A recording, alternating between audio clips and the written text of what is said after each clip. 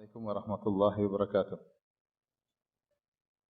Innal hamdalillah nahmaduhu wa nasta'inuhu wa nastaghfiruhu wa natubu ilaih wa na'udzu billahi min shururi anfusina wa sayyiati a'malina.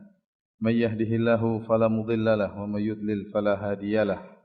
Wa asyhadu an la ilaha illallah wahdahu la syarika lah wa asyhadu anna Muhammadan 'abduhu wa rasuluhu la nabiyya ba'dah.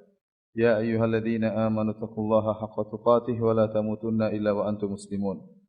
Fa inna ahsanal kalami kalamullah wa khairal huda huda Muhammadin sallallahu alaihi wasallam. Wa syarrul umuri muhdatsatuha wa kullu muhdatsatin bid'ah wa kullu bid'atin dhalalah wa kullu dhalalatin finnar.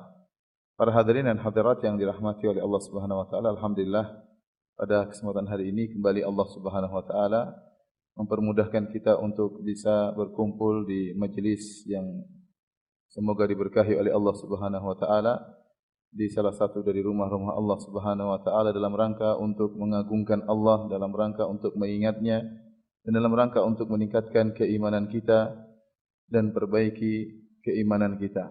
Dan insyaallah pada kesempatan hari ini topik yang akan kita angkat adalah tentang kiat-kiat meningkatkan iman.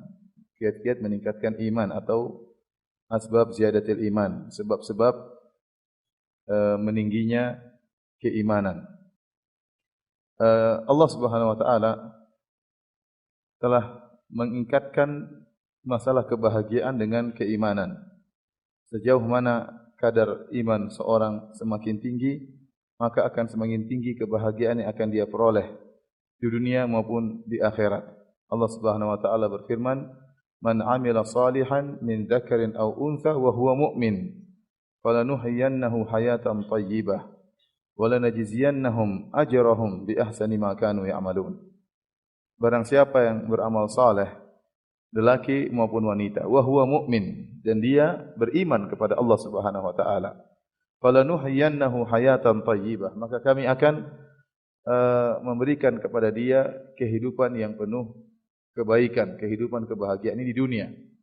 Wala najziyannahum ajrahum bi ahsani ma kanu ya'malun, dan kami akan beri ganjaran kepada dia, kepada mereka yang lebih baik daripada apa yang mereka kerjakan, ini di dunia maupun di akhirat. Jadi dalam ayat ini Allah Subhanahu wa taala menjanjikan kebahagiaan bagi orang-orang beriman di dunia dan juga ganjaran yang indah bagi orang-orang beriman di akhirat kelak.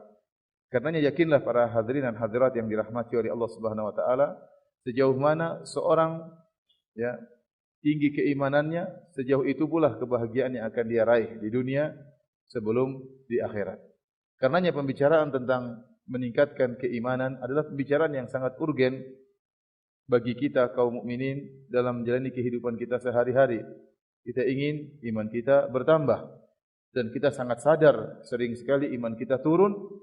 Maka kita tidak ingin iman kita turun terus-menerus. Kita ingin diperbaiki, kemudian ditambah lagi, dan demikianlah kondisi iman seorang muslim, yazid wa yanqus, bertambah dan berkurang. Oleh karenanya para salaf dahulu, para sahabat, mereka memberi perhatian yang khusus tentang masalah bertambahnya keimanan. Seperti Umar bin Khattab radhiyallahu taala anhu pernah berkata, "Halummu bina nasdad imanan." Marilah kita berkumpul agar kita menambah keimanan. Berkumpul, bermajelis untuk menambah keimanan. Demikian juga misalnya Ibnu Mas'ud radhiyallahu taala anhu pernah berkata, "Ijlisu bina nazdad imanan." Marilah kita duduk bareng-bareng agar kita menambah keimanan dengan bermudzakarah, saling mengingatkan, dengan membacakan ayat-ayat Allah Subhanahu wa taala. Majelis-majelis inilah yang akan menambah keimanan. Demikian juga Mu'adz bin Jabal radhiyallahu taala anhu pernah berkata, "Ijlisu bina nu'min sa'atan." Marilah kita duduk, kita tambah keimanan kita beberapa saat ini. Karenanya mengetahui kapan iman kita bertambah dan kapan iman kita berkurang merupakan fikih seorang hamba. Fikih seorang hamba, dia mengetahui kapan imannya bertambah dan kapan imannya berkurang. Sebab apa imannya bertambah dan sebab apa imannya berkurang. Sebagaimana perkataan Abu Darda radhiyallahu taala anhu, dia mengatakan, "Min fiqhil abdi an ya'lam amuzdad am muntaqis." Di antara fikih seorang hamba, dia mengetahui apakah imannya sedang bertambah atau imannya sedang berkurang. Ini penting. Jadi kita harus sadar kapan iman kita bertambah, dengan apa iman kita bertambah, maka kita lazimi sebab-sebab tersebut. Dan Allah memberikan kita ilmu untuk mengetahui kapan iman kita berkurang. Kita semua bisa merasakan. Tatkala iman kita berkurang, tatkala hati kita terasa keras, hati kita terasa kaku, susah untuk mentadaburi ayat Allah Subhanahu wa taala, mendengar ayat-ayat Allah seakan-akan tidak ada suasana yang indah tatkala mendengar ayat-ayat Allah. Ini menunjukkan iman kita sedang lemah dan hati kita sedang keras. Ya, seorang hamba bisa merasakan ini dan ini harusnya diperhatikan. Ini merupakan fikih kecerdasan seorang hamba, dia mengetahui apakah imannya sedang bertambah atau imannya sedang berkurang. Kemudian Abu Darda juga mengatakan min fiqhil abd, di antara fikih seorang hamba, an ya'lam, yakni dia mengetahui nazagati syaitan anna ta'tihi. Dia tahu kapan gangguan syaitan mendatanginya. Ini juga penting. Kapan saya terjatuh iman saya? Kapan saya tergoda dengan syaitan? Dalam kondisi apa saya tergoda dengan syaitan? Sehingga dia berusaha menjauhi kondisi-kondisi seperti itu. Para hadirin dan hadirat yang dirahmati oleh Allah Subhanahu wa taala, oleh karenanya pada kesempatan pagi hari ini saya akan menyampaikan tentang sebab-sebab bertambahnya keimanan yang saya ringkas dari buku yang ditulis oleh Syekh Abdul Razak hafizahullahu taala, Abdul Razak Al-Badr, ya, dalam kitabnya Asbab Ziyadatul Iman, Asbab Ziyadatil Iman wa Nuqsanihi. Sebab-sebab bertambahnya keimanan dan turunnya keimanan. Beliau dalam buku yang ringkas ini, yang sekitar cuma 80 halaman, beliau menyebutkan tentang sebab-sebab bertambahnya iman dan sebab-sebab turunnya iman. Namun pembahasan kita pada pagi hari ini tentang sebab-sebab bertambahnya keimanan. Beliau menyebutkan beberapa sebab yang penting. Tentunya banyak sebab, tapi konsentrasi beliau pada sebab-sebab yang penting, yang mudah menambah keimanan. Secara umum seluruh amalan soleh menambah keimanan. Dan seluruh kemaksiatan mengurangi keimanan. Oleh karenanya di antara akidah Ahlussunnah wal Jamaah bahwasanya al-iman qaulun wa amalun. Iman itu terdiri atas perkataan dan terdiri atas amal saleh, perbuatan. Iman terdiri atas perkataan dan perbuatan. Yazidu bil ta'at wa yanqusu bil ma'siyah. Bahwasanya iman itu bertambah dengan ketaatan dan berkurang dengan kemaksiatan. Ini kaidah umum dalam kaidah masalah iman dalam menurut Ahlussunnah wal Jamaah, bahwasanya iman adalah perkataan dan perbuatan, kemudian iman itu bisa bertambah dengan ketaatan dan iman berkurang dengan kemaksiatan. Berbeda dengan akidahnya orang-orang Mu'tazilah, ya, demikian juga berbeda dengan akidahnya orang-orang Khawarij, dan juga berbeda dengan akidahnya orang-orang Murji'ah, ya, yang membatasi bahwasanya iman itu hanyalah pada masalah hati dan tidak bertambah dan tidak berkurang. Adapun akidah Ahlussunnah wal Jamaah tidak demikian. Akidah Ahlussunnah wal Jamaah, iman itu bisa merupakan perkataan, kata-kata yang indah, zikir itu merupakan keimanan. Kemudian juga bisa perbuatan, salat, ya, sedekah, ya, ini haji, umrah, ini merupakan keimanan. Dan bertambahnya iman dengan ketaatan dan berkurangnya iman dengan kemaksiatan. Ini kaidah umum. Apa yang akan disebut oleh Syekh Abdul Razak Al-Badr hafizahullahu taala adalah poin-poin terpenting dari amalan saleh, karena iman bertambah dengan amal saleh. Maka kita akan sebutkan poin-poin yang beliau sebutkan dari dalam buku beliau tersebut yang menambah keimanan. Yang pertama, para hadirin dan hadirat yang dirahmati oleh Allah Subhanahu wa taala, adalah belajar ilmu agama. Belajar ilmu agama. Ini merupakan perkara yang sangat penting, yang sangat menambah keimanan. Ya, seluruh ilmu yang berkaitan dengan agama, ya, baik ilmu halal wal haram, tentang halal dan haram, ilmu tentang usul fikih, ilmu tentang mustalah hadis, ilmu tentang akhlak, ilmu tentang zuhud, ya, ilmu tentang adab, seluruh ilmu yang berkaitan dengan agama, maka itu akan menambah keimanan seorang hamba.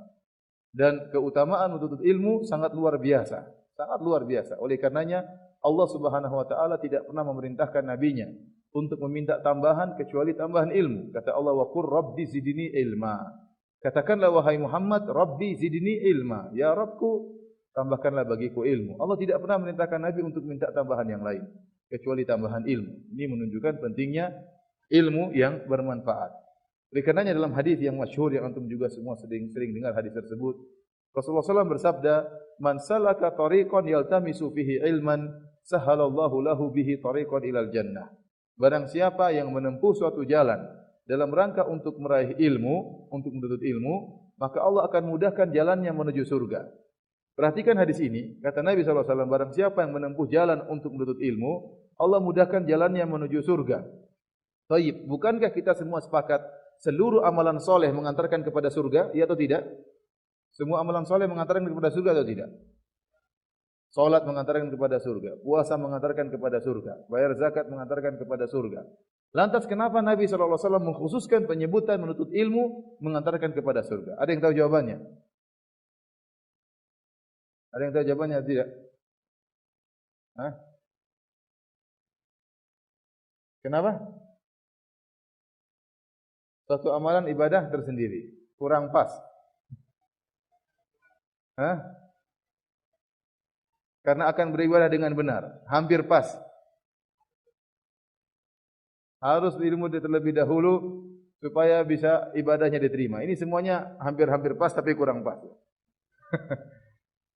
Yang benar Allah alam bisawab sebagian perkataan sebagian ulama, kenapa Rasulullah SAW menyebutkan berjalan menuntut ilmu dimudahkan jalannya menuju surga?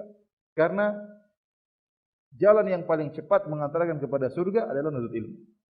Kata para ulama, karena jalan yang paling cepat mengantarkan kepada surga adalah jalan menuntut ilmu. Karena tadi dijelaskan oleh sebagian ikhwan, dengan ilmu akan terbuka cakrawala tentang berbagai macam kebaikan. Dengan ilmu seorang akan beribadah kepada Allah dengan ibadah yang benar. Dengan ilmu seorang akan mengetahui keburukan-keburukan untuk dia jauhi. Oleh karenanya ilmu merupakan pintu yang membuka berbagai macam kebaikan. Karenanya jalan yang tercepat mengantarkan seorang ke surga adalah menuntut ilmu. Sehingga dikhususkanlah penyebutannya oleh Nabi dalam hadis ini. Kata Nabi SAW, man salaka tariqan, barang siapa yang berjalan. Berjalan banyak. Ke masjid juga berjalan. Ya. Cari rezeki juga berjalan. Berhaji juga mungkin berjalan. Umrah juga berjalan. Tapi kenapa Rasulullah SAW menyebutkan, man salaka tariqan yaltamisu fihi ilman. Barang siapa yang berjalan karena mencari ilmu. Kenapa? Karena tadi dikatakan oleh para ulama, berjalan menuntut ilmu, ini merupakan jalan termudah untuk mengantarkan kepada surga Allah Subhanahu wa taala. Oleh karenanya ini dalil yang sangat kuat menunjukkan bahwasanya menuntut ilmu akan menambah keimanan. Dalam hadis yang lain kata Nabi sallallahu alaihi wasallam, ya. Man yuridillahu bihi khairan dalam Sahih Al-Bukhari. Man yuridillahu bihi khairan yufaqihu fid din. Barang siapa yang Allah kehendaki baginya kebaikan, Allah akan buat dia paham tentang agama. Perhatikan di sini para hadirin dan hadirat yang dirahmati oleh Allah Subhanahu wa taala. Dalam hadis ini Nabi sallallahu alaihi wasallam mengatakan man yuridillahu bihi khairan. Man kalimat syarat. Barang siapa yang dikehendaki kebaikan oleh Allah untuk dirinya. Khairan di sini seperti kata Al-Hafidz Ibnu Hajar rahimahullah dalam bentuk tanwin. Dan ada kalimat, kalau ada kalimat nakirah dalam kalimat syarat, maka memberikan faedah keumuman dan juga memberikan faedah tafkhim. Bagaimana perkataan Ibnu Hajar rahimahullah, tatkala kalimat nakirah datang dalam bentuk kalimat syarat, Nabi tidak mengatakan man yuridillahu bihi al khaira, tidak ada alif lamnya. Man yuridu bihi khairan, tanwin. Ini yang belajar bahasa Arab tentu ngerti, ya. Ini kalimat nakirah bukan kalimat ma'rifah. Dalam kaidah usul fikih kalau kalimat nakirah disebutkan dalam konteks kalimat syarat, maka memberikan faedah keumuman. Seakan-akan Nabi mengatakan, barang siapa yang Allah ingin berikan kepada dia kebaikan dengan berbagai macam kebaikan, ya, umum mencakup kebaikan apa saja, maka Allah akan buat dia paham tentang agama. Ibnu Hajar mengatakan litafkhim, untuk menunjukkan khairan di situ, untuk menunjukkan agungnya kebaikan tersebut. Seakan-akan Nabi mengatakan, barang siapa yang ingin Allah berikan kepada dia kebaikan yang spesial, bukan sembarang kebaikan, maka Allah akan buat dia paham tentang agama. Ini menunjukkan akan keutamaan ilmu. Dan yang paling menunjukkan akan keutamaan ilmu seperti sabda Nabi sallallahu alaihi wasallam dalam hadis Abu Darda, hadis yang panjang tadi, kelanjutan dari hadis Nabi sallallahu alaihi wasallam, barang siapa yang berjalan mencari ilmu maka Allah akan mudahkan jalannya menuju surga. Kemudian kata Nabi sallallahu alaihi wasallam, wa innal malaikata la tadau ajnihataha ridan bi talibil ilmi bima yasna. Ridan bi talibil ilmi bima yasna. Sungguhnya malaikat akan meletakkan sayap-sayap mereka, yang menunjukkan tawaduknya malaikat. Malaikat tawaduk di hadapan siapa? Di hadapan penuntut ilmu. Di hadapan penuntut ilmu. Karena apa? Karena penuntut ilmu diagungkan oleh Allah Subhanahu wa taala. Orang yang mencari ilmu dicintai oleh Allah Subhanahu wa taala. Maka Mereka berhak untuk para malaikat tawadhu kepada mereka, sehingga para malaikat meletakkan sayap-sayap mereka, ya, karena ya ridha dengan apa yang dilakukan oleh penuntut ilmu. Kemudian kata Nabi sallallahu alaihi wasallam, "Wa innal alim la yastaghfir lahu man fis samawati wa man fil ard, hatta al-hitan fil bahr." Sungguhnya seorang yang menuntut ilmu, yang berilmu, maka akan dimintakan ampunan baginya oleh seluruh penghuni langit dan penghuni bumi.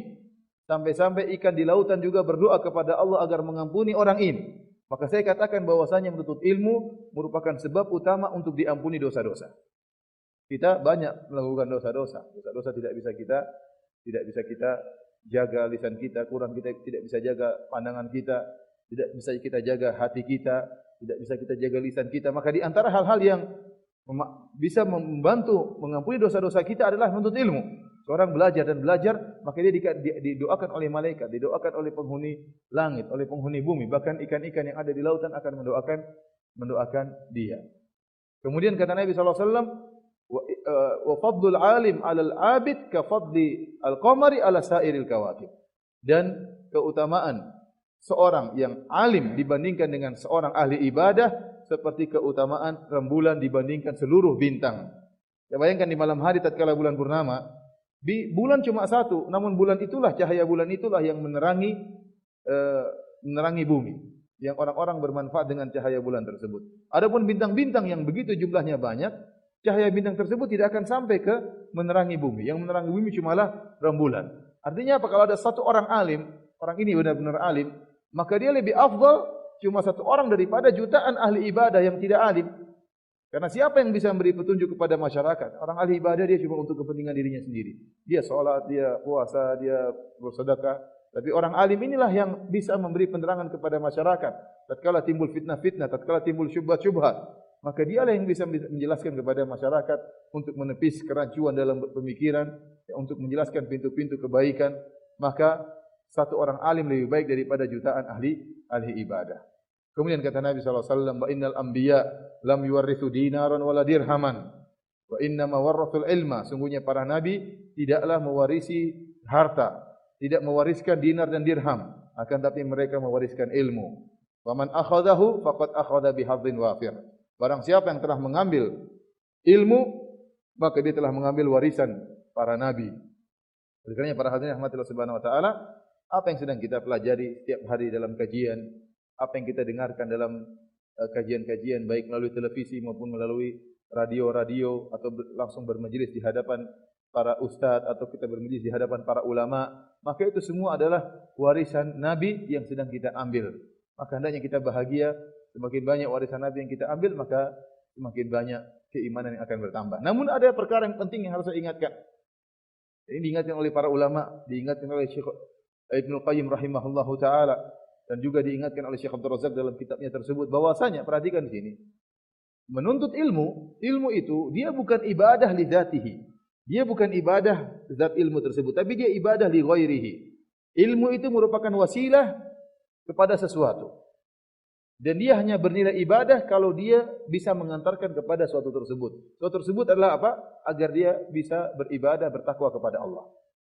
Artinya kalau seorang menuntut ilmu hanya sekedar wawasan, bukan untuk diamalkan, hanya sekedar pengetahuan, ya, maka ilmu tersebut tidak menjadi ibadah.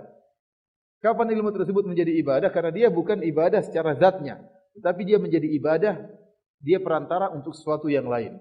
Kapan ilmu tersebut bisa mengantarkan kepada ibadah, maka ilmu tersebut menjadi bernilai ibadah di sisi Allah Subhanahu wa taala. Dalilnya banyak akan hal ini, dan ini juga dijelaskan oleh Ibnu Qayyim rahimahullah, kemudian juga dijelaskan oleh Al-Imam Syatibi.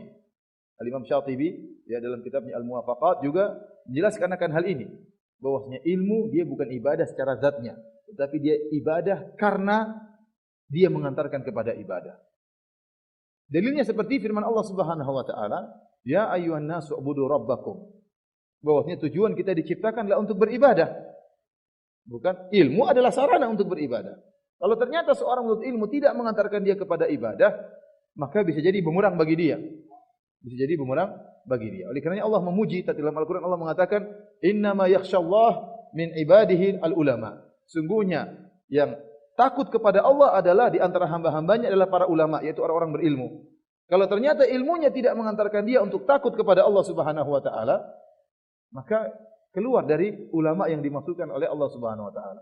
Allah hanya memuji orang-orang ulama, Allah hanya memuji orang-orang berilmu yang takut kepada Allah Subhanahu wa taala. Adapun orang yang kemudian tidak memiliki ilmu, tidak takut kepada Allah, lisannya tidak dia jaga, omongannya kotor, ya, mudah menjatuhkan orang lain, menuduh orang lain sembarangan, maka ini ilmu yang terkontaminasi, ilmu yang tidak murni.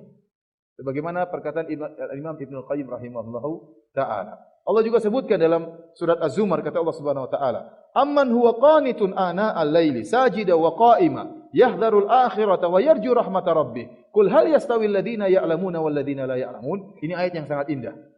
Kata Allah dalam surat Az-Zumar, ataukah orang yang beribadah kepada Allah di malam hari, sujud dan berdiri, salat malam dia. Amman huwa qanitun ana al-laili sajida wa qa'ima. Ataukah seorang yang dia beribadah kepada Allah, kunut, ibadah yang lama, di malam hari dalam keadaan sujud atau dalam keadaan berdiri. Yahdharul akhirah wa yarju rahmata rabbi, dalam keadaan takut dengan akhirat dan berharap rahmat Allah Subhanahu wa taala. Kemudian kata Allah di akhir ayat, "Qul hal yastawi alladziina ya'lamuna wal ladziina la ya'lamun?" Apakah sama antara orang-orang yang berilmu dengan orang yang tidak berilmu? Ini menunjukkan orang yang berilmu salat malam. Setelah Allah menyebutkan tentang ciri orang yang beribadah di malam hari, sujud, kemudian berdiri, kemudian takut kepada akhirat, berharap kepada Allah, kemudian Allah mengatakan apakah sama antara orang yang berilmu dengan orang yang tidak berilmu? Maksudnya apa? Orang yang berilmu beramal. Orang yang berilmu itu apa? Beramal. Yang tidak berilmu tidak beramal. Ayat yang sungguh luar biasa. Jawabannya apa? Kata Allah, apakah sama? Qul hal yastawi alladziina ya'lamuna wal ladziina la ya'lamun? Apakah sama antara orang-orang yang berilmu dengan orang yang tidak berilmu? Jawabannya tidak sama dalam segala hal. Jawabannya tidak sama dalam segala hal. Kalau Allah membedakan antara anjing berilmu dengan anjing tidak berilmu, Allah bedakan bagaimana dengan manusia yang berilmu dengan manusia tidak berilmu. Dalam surat Al-Maidah Allah mengatakan, "Yas'alunaka madza uhilla lahum? Qul uhilla lakumut thayyibat, wa ma 'allamtum minal jawarihi mukallibina tu'allimunahunna mimma 'allamakumullah, wa kulu mimma amsakna 'alaikum wadhkuru ismallaha 'alaihi." Kata Allah Subhanahu wa taala, mereka bertanya kepada engkau wahai Muhammad tentang apa yang dihalalkan terhadap mereka. Katakanlah dihalalkan bagi kalian seluruh perkara-perkara yang baik dan apa yang ditangkap oleh anjing-anjing yang kalian ajari. Jadi kalau ada anjing seorang berburu, kemudian dia punya anjing yang diajarin, kemudian dia katakan bismillah tatkala melepas anjing tersebut, lantas anjing tersebut berburu dan menangkap hewan, maka hewan tersebut halal. Tetapi kalau anjingnya tidak pernah dia ajari, maka haram. Karena anjing tersebut bisa jadi menangkap buat dia, bukan buat tuannya. Tapi kalau anjing yang sudah diajari, dia ngerti. Dia nangkap itu bukan untuk dia, tapi buat apa? Tuannya. Oleh karenanya, Allah membedakan antara anjing berilmu dengan anjing tidak berilmu. Kalau anjing berilmu dibedakan dengan anjing tidak berilmu, bagaimana lagi dengan manusia berilmu dengan manusia tidak berilmu? Di sini perhatikan, Allah mengkaitkan antara solat malam, antara beribadah di malam hari, sujud, berdiri karena Allah, takut, berharap kepada Allah, sebagai contoh dari orang yang berilmu. Ini dalil bahwasanya ilmu itu sarana untuk mencapai ibadah. Kapan ilmu tidak mengantarkan kepada ibadah, ilmu tersebut bukan ibadah. Ilmu tersebut tidak berpahala. Bahkan ilmu tersebut akan menjadi bumerang. Perhatikan kata Nabi SAW, Al-Qur'anu hujjatun lak au alaik. Al-Quran itu adalah pembelamu di akhirat kelak, atau akan menjadi bumerang untuk menyerang engkau pada hari akhirat kelak. Tidak ada pilihan ketiga. Al-Quran itu kalau enggak membela, Al-Quran itu akan menyerang. Demikian ilmu, ilmu itu akan membela ya pelakunya di akhirat kelak atau akan menyerang pelakunya di akhirat kelak. Oleh karenanya disebutkan dalam hadis yang sahih, lan tazula qadama 'abdin hatta yus'al an arba. Bahwasanya di akhirat kelak dua kaki seorang hamba tidak akan bergeser sampai ditanya tentang 4 perkara. Di antaranya an ilmihi, ditanya tentang ilmunya. Bima amila bihi, apa yang telah dia amalkan dari ilmunya tersebut. Ini pertanyaan yang akan ditujukan kepada kita semua. Oleh karena saya katakan kepada para hadirin, agar ilmu kita ini menambah keimanan kita, ya, dan mendekatkan kita kepada Allah, memudahkan kita sampai kepada surga, maka tatkala kita berilmu, tatkala kita belajar, ingat, niatkan jangan sekedar untuk wawasan, tapi kita niatkan untuk kita amalkan, untuk menghilangkan kejahilan kita, untuk mendekatkan diri kita kepada Allah Subhanahu wa taala, untuk menambah khasyah kita kepada Allah Subhanahu wa taala. Tatkala kita di hadapan orang ataupun tatkala kita bersendirian, kita semakin takut kepada Allah Subhanahu wa taala untuk menambah ketakwaan kita. Karenanya perkataan saya tutup tentang masalah ilmu, perkataan Ibnu Qayyim rahimahullah yang sangat indah. Dia mengatakan kullu amalin wa ilmin la yazidul imana quwwatan famadkhul. Kata Imam Ibnu Qayyim, seluruh ilmu dan seluruh amal yang tidak menambah keimanan maka terkontaminasi. Terkontaminasi. Seluruh ilmu yang tidak menambah iman berarti dia nutut ilmunya enggak beres, terkontaminasi, pasti ada niat-niat yang buruk dalam hatinya. Entah karena riya, karena ingin dimuliakan oleh masyarakat, karena untuk menyaingi ustaz yang lain misalnya, ya. Demikian juga dia beramal, ternyata tidak menambah keimanan, pasti famadkhul, pasti termasuki dengan sesuatu yang merusaknya, terkontaminasi dengan niat-niat yang tidak beres.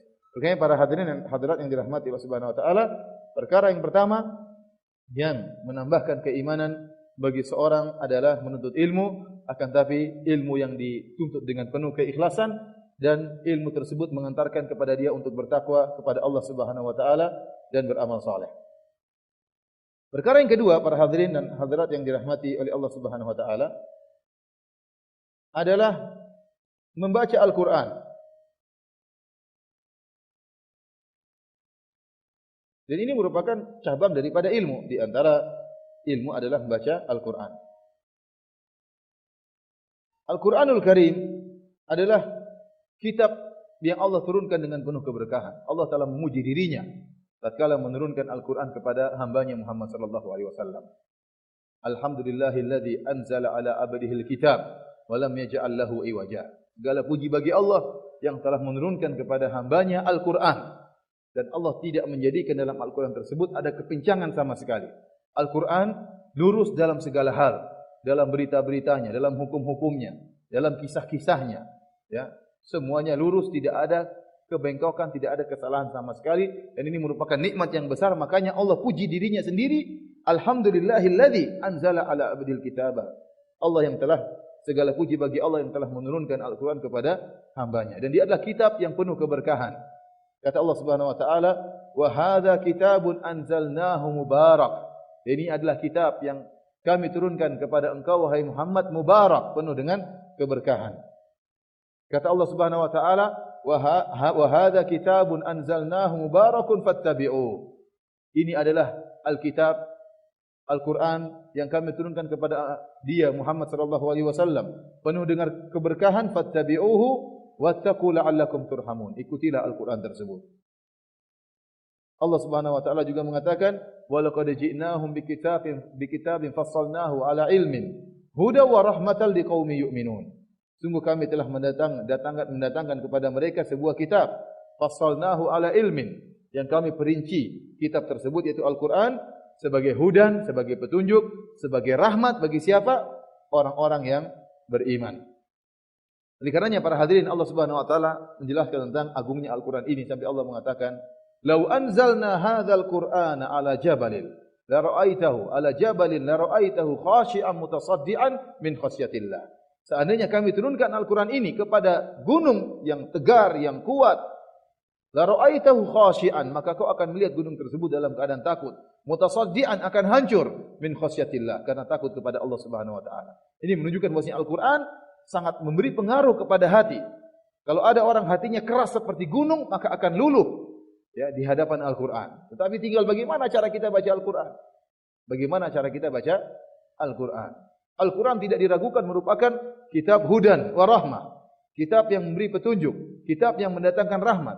Tapi bagaimana kita bisa mengambil petunjuk dan rahmat tersebut? Bagaimana cara kita membaca Al-Qur'an sehingga kita bisa mengambil petunjuk dan rahmat tersebut? Tidak diragukan bahwasanya Al-Qur'an merupakan obat. Wa nunazzilu minal Qur'ani ma huwa syifaa'un wa rahmatul lil mu'minin. Dan telah kami turunkan Al-Qur'an tersebut sebagai obat, ya, sebagai obat bagi orang yang beriman. Obat, ya, baik obat fisik maupun obat yang batin. Oleh karenanya Al-Qur'an bisa digunakan untuk meruqyah penyakit luar maupun penyakit dalam. Orang-orang yang hatinya sakit, orang-orang yang hatinya, ya, keras, maka bisa diobati dengan baca Al-Qur'anul Karim. Sekarang jadi masalah bagaimana membaca Al-Qur'an tersebut. Sungguh betapa banyak orang baca Al-Qur'an namun tidak nampak dalam praktek amalan mereka sama sekali. Tidak menambah keimanan mereka sama sekali. Kenapa? Karena mereka baca tanpa ada tadabbur, tanpa ada tadabbur. Al-Hasan Al-Basri pernah berkata, "Innama unzilal Qur'anu liyu'mala bih, fattakhadhan nasu qira'atahu amala." Sungguhnya Al-Qur'an itu diturunkan untuk diamalkan. Namun orang-orang menjadikan bacaannya sebagai amalan. Al-Qur'an sama dengan ilmu tadi. Al-Qur'an merupakan cabang dari ilmu. Al-Qur'an itu dia menjadi ibadah tatkala dibaca untuk dipahami dan untuk diamalkan. Adapun sekedar membaca-baca kemudian diperhatikan tajwidnya, ini indah. Belajar Al-Quran dengan tajwidnya, seorang belajar Al-Quran dan berusaha dengan baca dengan tajwid, dengan hukum-hukumnya. Namun ingat, ini cuma sarana, bukan tujuan. Maka Hasan Al-Basri mengatakan, "Fattakhadhan nasu qira'atahu amala." Orang-orang menjadikan bacanya itu sebagai amalan tujuan, padahal bukan. Padahal bacaan itu sarana. Orang baca Quran dengan tajwid, dengan mengetahui hukum-hukumnya, itu sarana untuk beramal saleh. Sarana untuk bisa memahami maknanya, setelah memahami baru kemudian mengamalkannya. Jangan dijadikan bacaan Quran tajwid itu sebagai tujuan, ini kesalahan. Oleh karenanya Hasan Al-Basri menyebutkan tentang ada qurra, orang-orang qurra ahli baca Quran di zaman dia, yang kemudian membaca Al-Quran dengan benar-benar tajwidnya, iqamatul huruf, dengan huruf-huruf makhrajnya sesuai dengan makhraj yang benar. Bahkan kata Hasan Al-Basri, di antara mereka ada yang bangga, saya bisa baca surat dengan satu nafas. Hasan Al-Basri, buat apa? Apa yang perlu dibanggakan kalau bisa baca Quran dengan satu nafas? Emang kalau bisa baca Quran satu nafas akan menambahkan keimanan? Jawabannya tidak. Jawabannya tidak. Maka dia mengatakan, la katharallahu amsalahum. Semoga Allah tidak menjadikan orang-orang seperti ini banyak di dunia ini. Kenapa? Yang bangga dengan bisa baca Quran satu nafas, yang bangga dengan suaranya yang indah, namun hanya terbatas itu. Hanya sebatas itu yang dia lakukan, tidak menjadikan Al-Quran sebagai tadabbur, untuk ditadaburi dan untuk diamalkan. Sampai-sampai di zaman kita sekarang ini ada seorang yang ahli baca Quran, terkenal ahli baca Quran. Dia menjadi tampilan pembuka bagi penyanyi wanita kondang. Jadi sebelumnya penyanyi tersebut konser, wanita fajirah, auranya terbuka, nyanyi dibuka dengan membaca tilawah Al-Quran. Ini kan kacau seperti ini. Mau digandingkan Al-Quran dengan nyanyian cewek biduan wanita yang seperti ini. Ini tidak terjadi di Indonesia, ini terjadi di negara-negara Arab. Negara-negara Arab. Kita sampai sekarang malu, tapi di Arab juga kadang-kadang kacau. Bukan di Arab Saudi tapi di luar Arab Saudi. Seorang qari yang terkenal membuka konser seorang wanita dengan apa? Membaca tilawah Al-Quran. Ini kacau seperti ini. Apakah yang dicari oleh Allah Subhanahu wa taala? Apakah ini yang menambah? Jadi Al-Quran seperti hanya nyanyian dengan lagu-lagu yang indah, dengan irama Hijaz, irama anu, dengan makom ini. Kemudian dilupakan tujuan dari membaca Al-Quran tersebut. Bahkan takalluf seperti ini terlalu berlebihan. Ini dibenci oleh sebagian ulama. Ya, bacanya harus begini, kemudian harus begini. Ya, tidak pernah diajarkan oleh para salaf. Sehingga akhirnya seorang disibukkan dengan perkara-perkara begini, lalai untuk apa? Mempelajari tafsirnya, mempelajari hukum-hukumnya, mempelajari maknanya. Kalau sudah lupa mempelajari maknanya, bagaimana lagi mempelajari, mengamalkan isi dari Al-Quran tersebut. Para hadirin dan hadirat yang dirahmati oleh Allah Subhanahu wa taala, oleh karenanya kita harus sadar Al-Quran supaya bisa menambah iman kita, dibaca dengan niat untuk ditadaburi, untuk diamalkan. Jadi ini kita lakukan setiap kita baca Al-Quran. Allah berfirman, "Afala yatadabbaruna Al-Quran?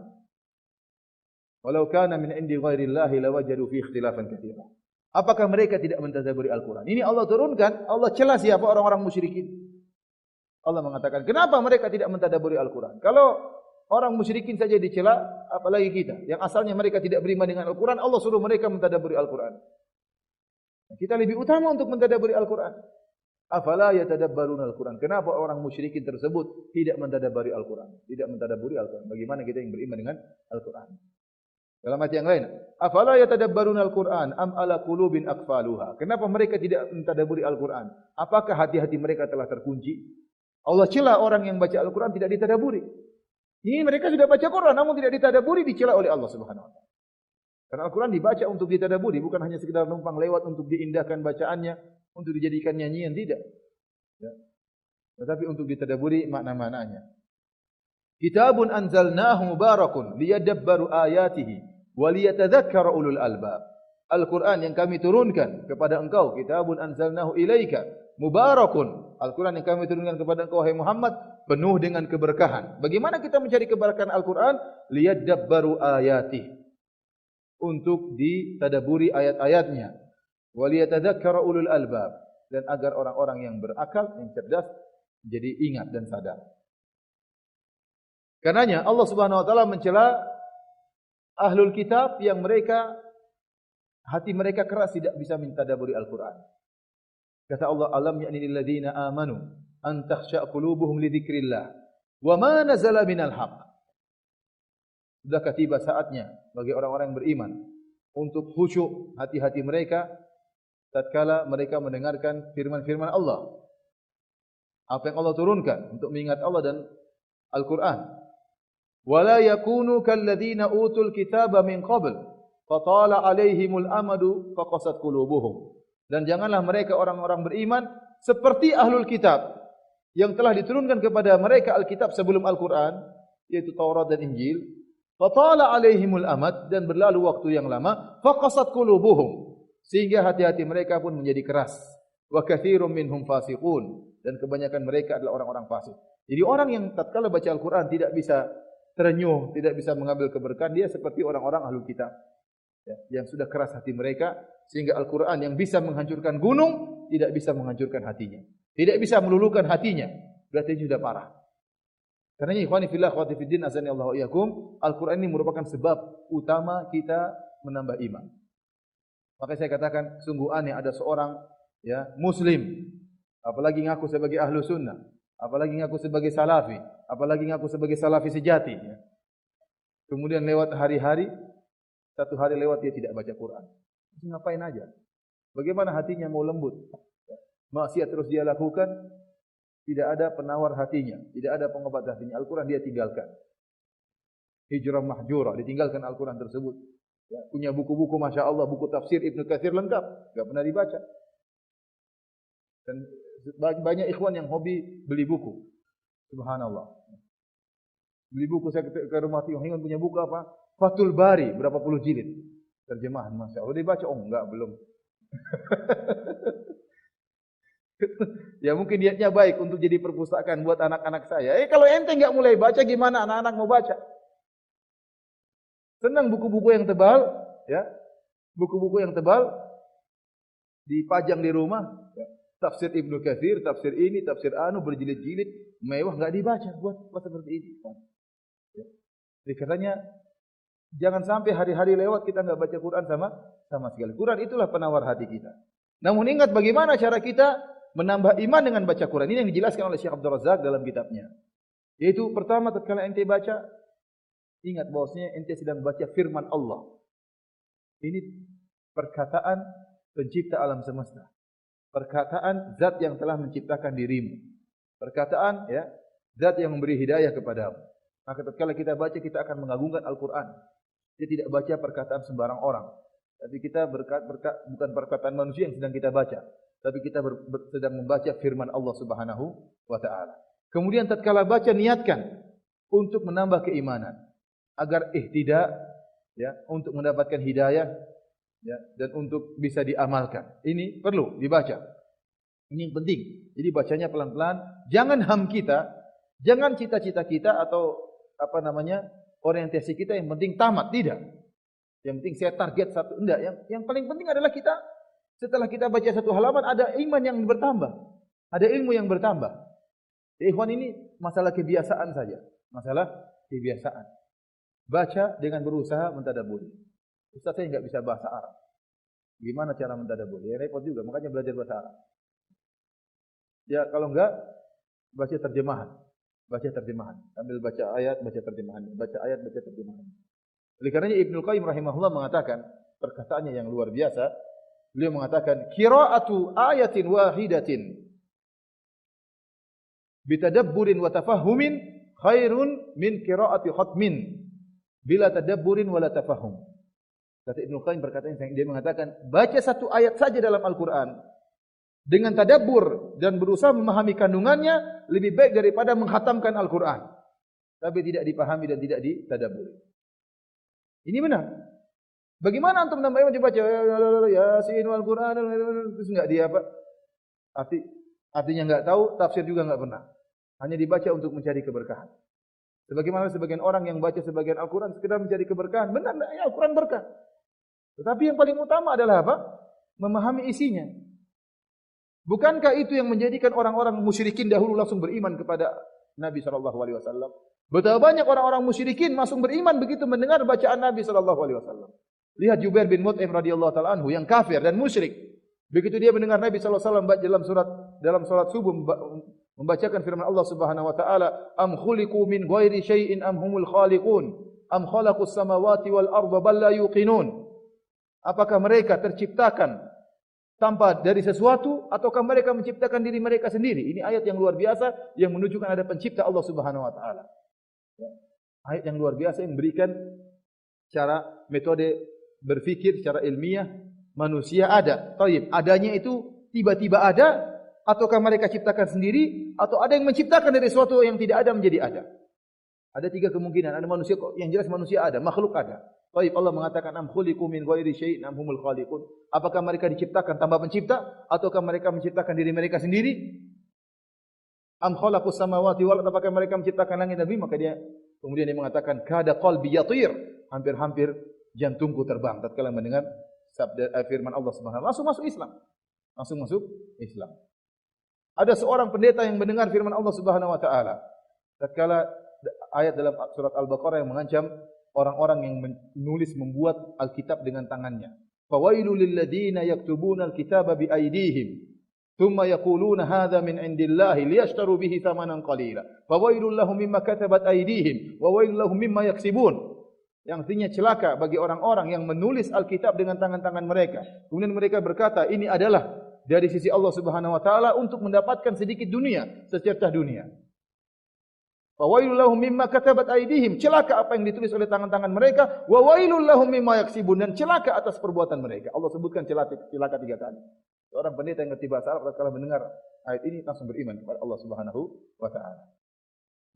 Dikarenanya para hadirin dan hadirat yang dirahmati Allah Subhanahu wa taala, Al-Qur'an itu menakjubkan. Tidak akan antum kalau baca tafsir, ya, ikut kajian tafsir, antum lihat bagaimana luasnya Al-Qur'an. Antum baca buku-buku tafsir para ulama, antum akan dapati perkataan Allah, firman Allah sangat kuat. Sangat kuat dan maknanya sangat mendalam.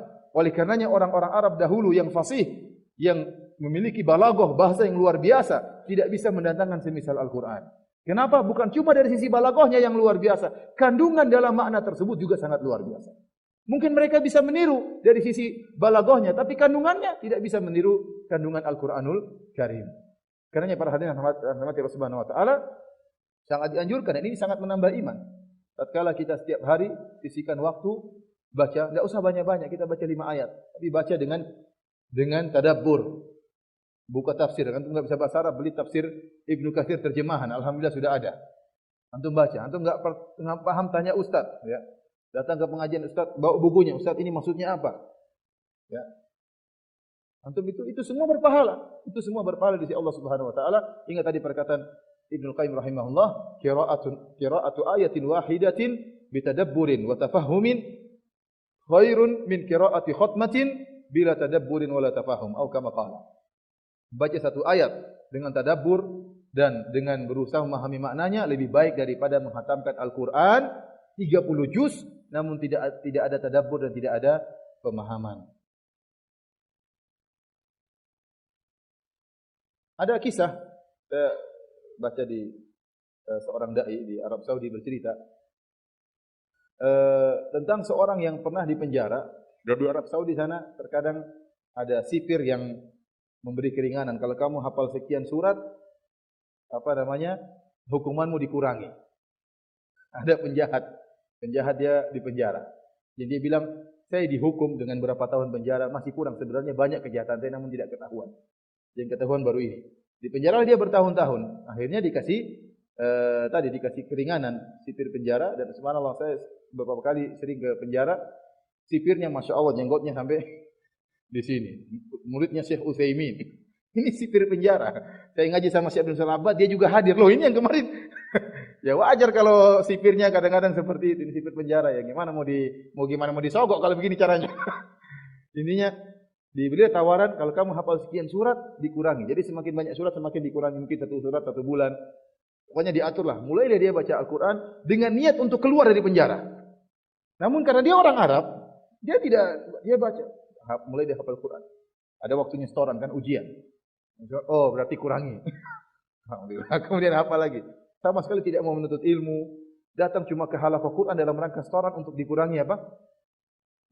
Lama-lama dia tidak sholat orang ini, dia cerita, saya tidak sholat.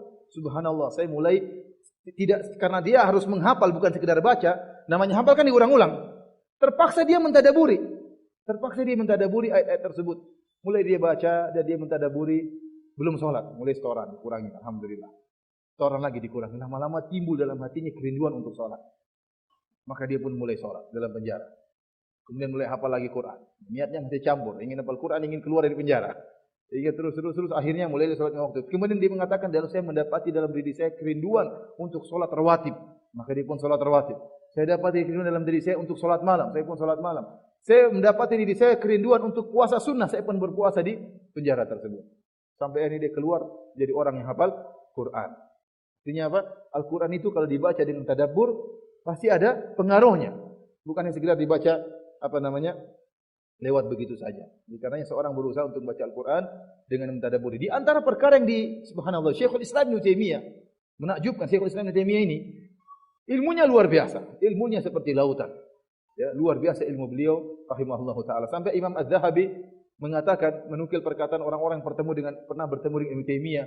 Ibnu Taimiyah rahimahullah kalau sudah bicara tentang ilmu hadis, seakan-akan dia tidak pernah belajar seumur hidup kecuali ilmu hadis.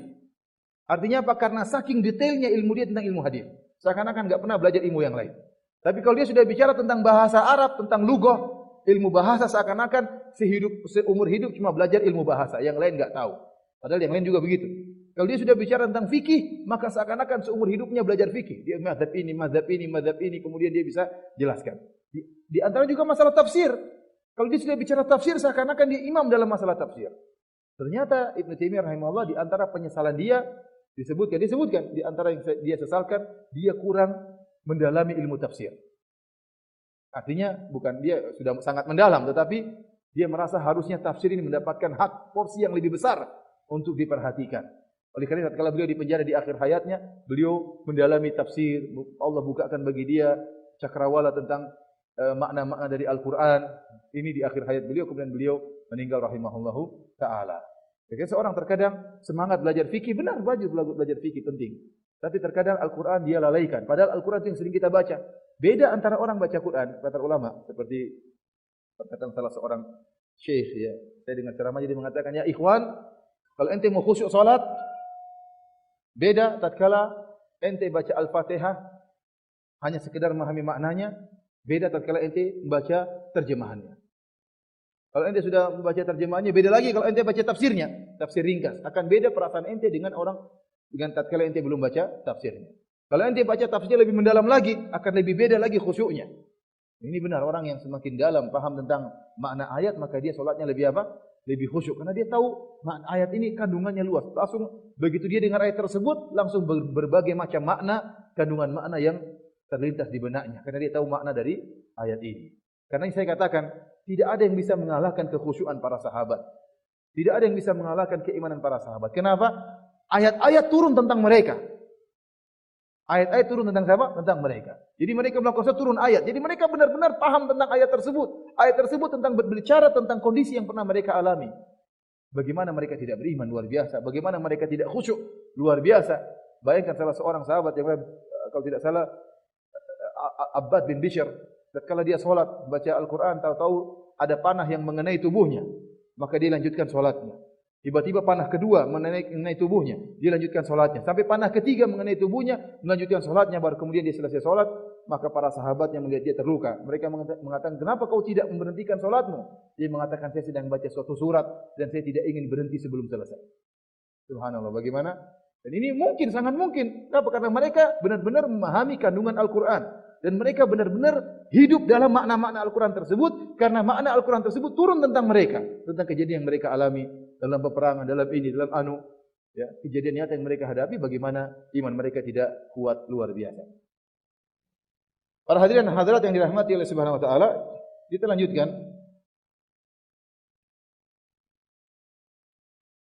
Perkara ketiga yang disebutkan oleh Syekh Abdul Razak hafizahullahu taala, yaitu berusaha untuk memahami makna-makna Asmaullah Al-Husna.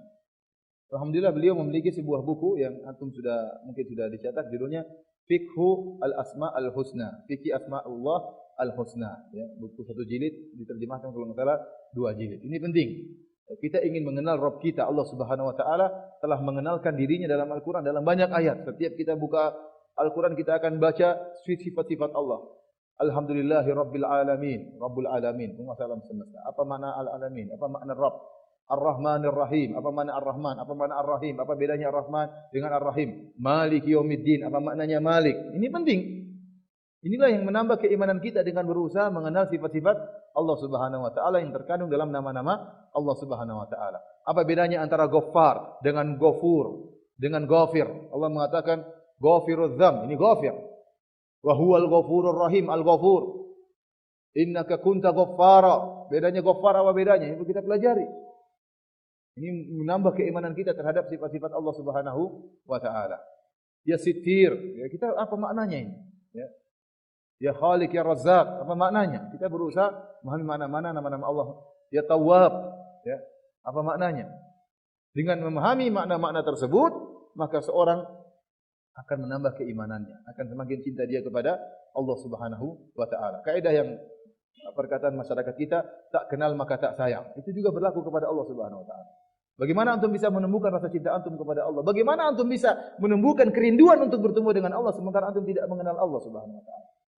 Nabi sallallahu alaihi wasallam berdoa dalam doanya, Allahumma inni as'aluka ladzatan nadhara ila wajhikal karim wasyauqa ila liqa'ik. Ya Allah, aku minta kepada Engkau kelezatan memandang wajahmu yang mulia dan kerinduan untuk bertemu dengan Engkau.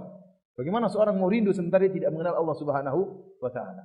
Oleh karena saya katakan, kenalilah Allah Subhanahu wa taala melalui nama-namanya yang indah, sifat-sifatnya, dan itu butuh belajar. Itu butuh belajar dan butuh pendalaman dan butuh pengamatan. Sehingga tatkala kita berdoa, kita bertawassul dengan nama-nama Allah tersebut dan semakin tinggi cinta kita kepada Allah Subhanahu wa taala. Dan Nabi sallallahu alaihi wasallam bersabda, "Man ahabba liqa Allah, ahabballahu liqa'ahu, wa man kariha liqa Allah, karihallahu liqa'ahu." Barang siapa yang suka untuk bertemu dengan Allah, maka Allah juga suka bertemu dengan dia. Barang siapa yang benci untuk bertemu dengan Allah, maka Allah pun benci untuk bertemu dengan dia. Perkara berikutnya yang keberapa? Yang keempat disebut oleh Syekh Abdul Razzaq hafizahullah taala adalah ta'ammul siratin Nabi sallallahu alaihi wasallam. Mempelajari sirah Nabi. Ini penting, ini luar biasa kalau belajar sirah Nabi. Karena kita lihat praktek-praktek nyata bagaimana Nabi dan para sahabatnya, bagaimana nuansa-nuansa keimanan tatkala berhijrah, tatkala berperang, ya, tatkala menghadapi musuh, ya, tatkala disiksa oleh kaum musyrikin, bagaimana nuansa keimanan mereka seakan-akan hidup dalam gambaran kita. Kenapa kita baca sirah Nabi sallallahu alaihi wasallam? Oleh karenanya Allah Subhanahu wa taala mengatakan, "Am lam ya'rifu rasulahum fahum lahu munkirun?" Apakah mereka tidak mengenal rasul mereka sehingga mereka mengingkari rasul mereka? Jadi antara kita karena tidak mengenal rasul, maka kita akan bisa mengingkari ajaran-ajarannya. Oleh karenanya perlu kita mengenal Rasulullah SAW dengan pengenalan yang lebih dalam tentang bagaimana sifat-sifatnya, bagaimana akhlak-akhlaknya. Apa kita tidak rindu untuk mengetahui bagaimana akhlak Nabi?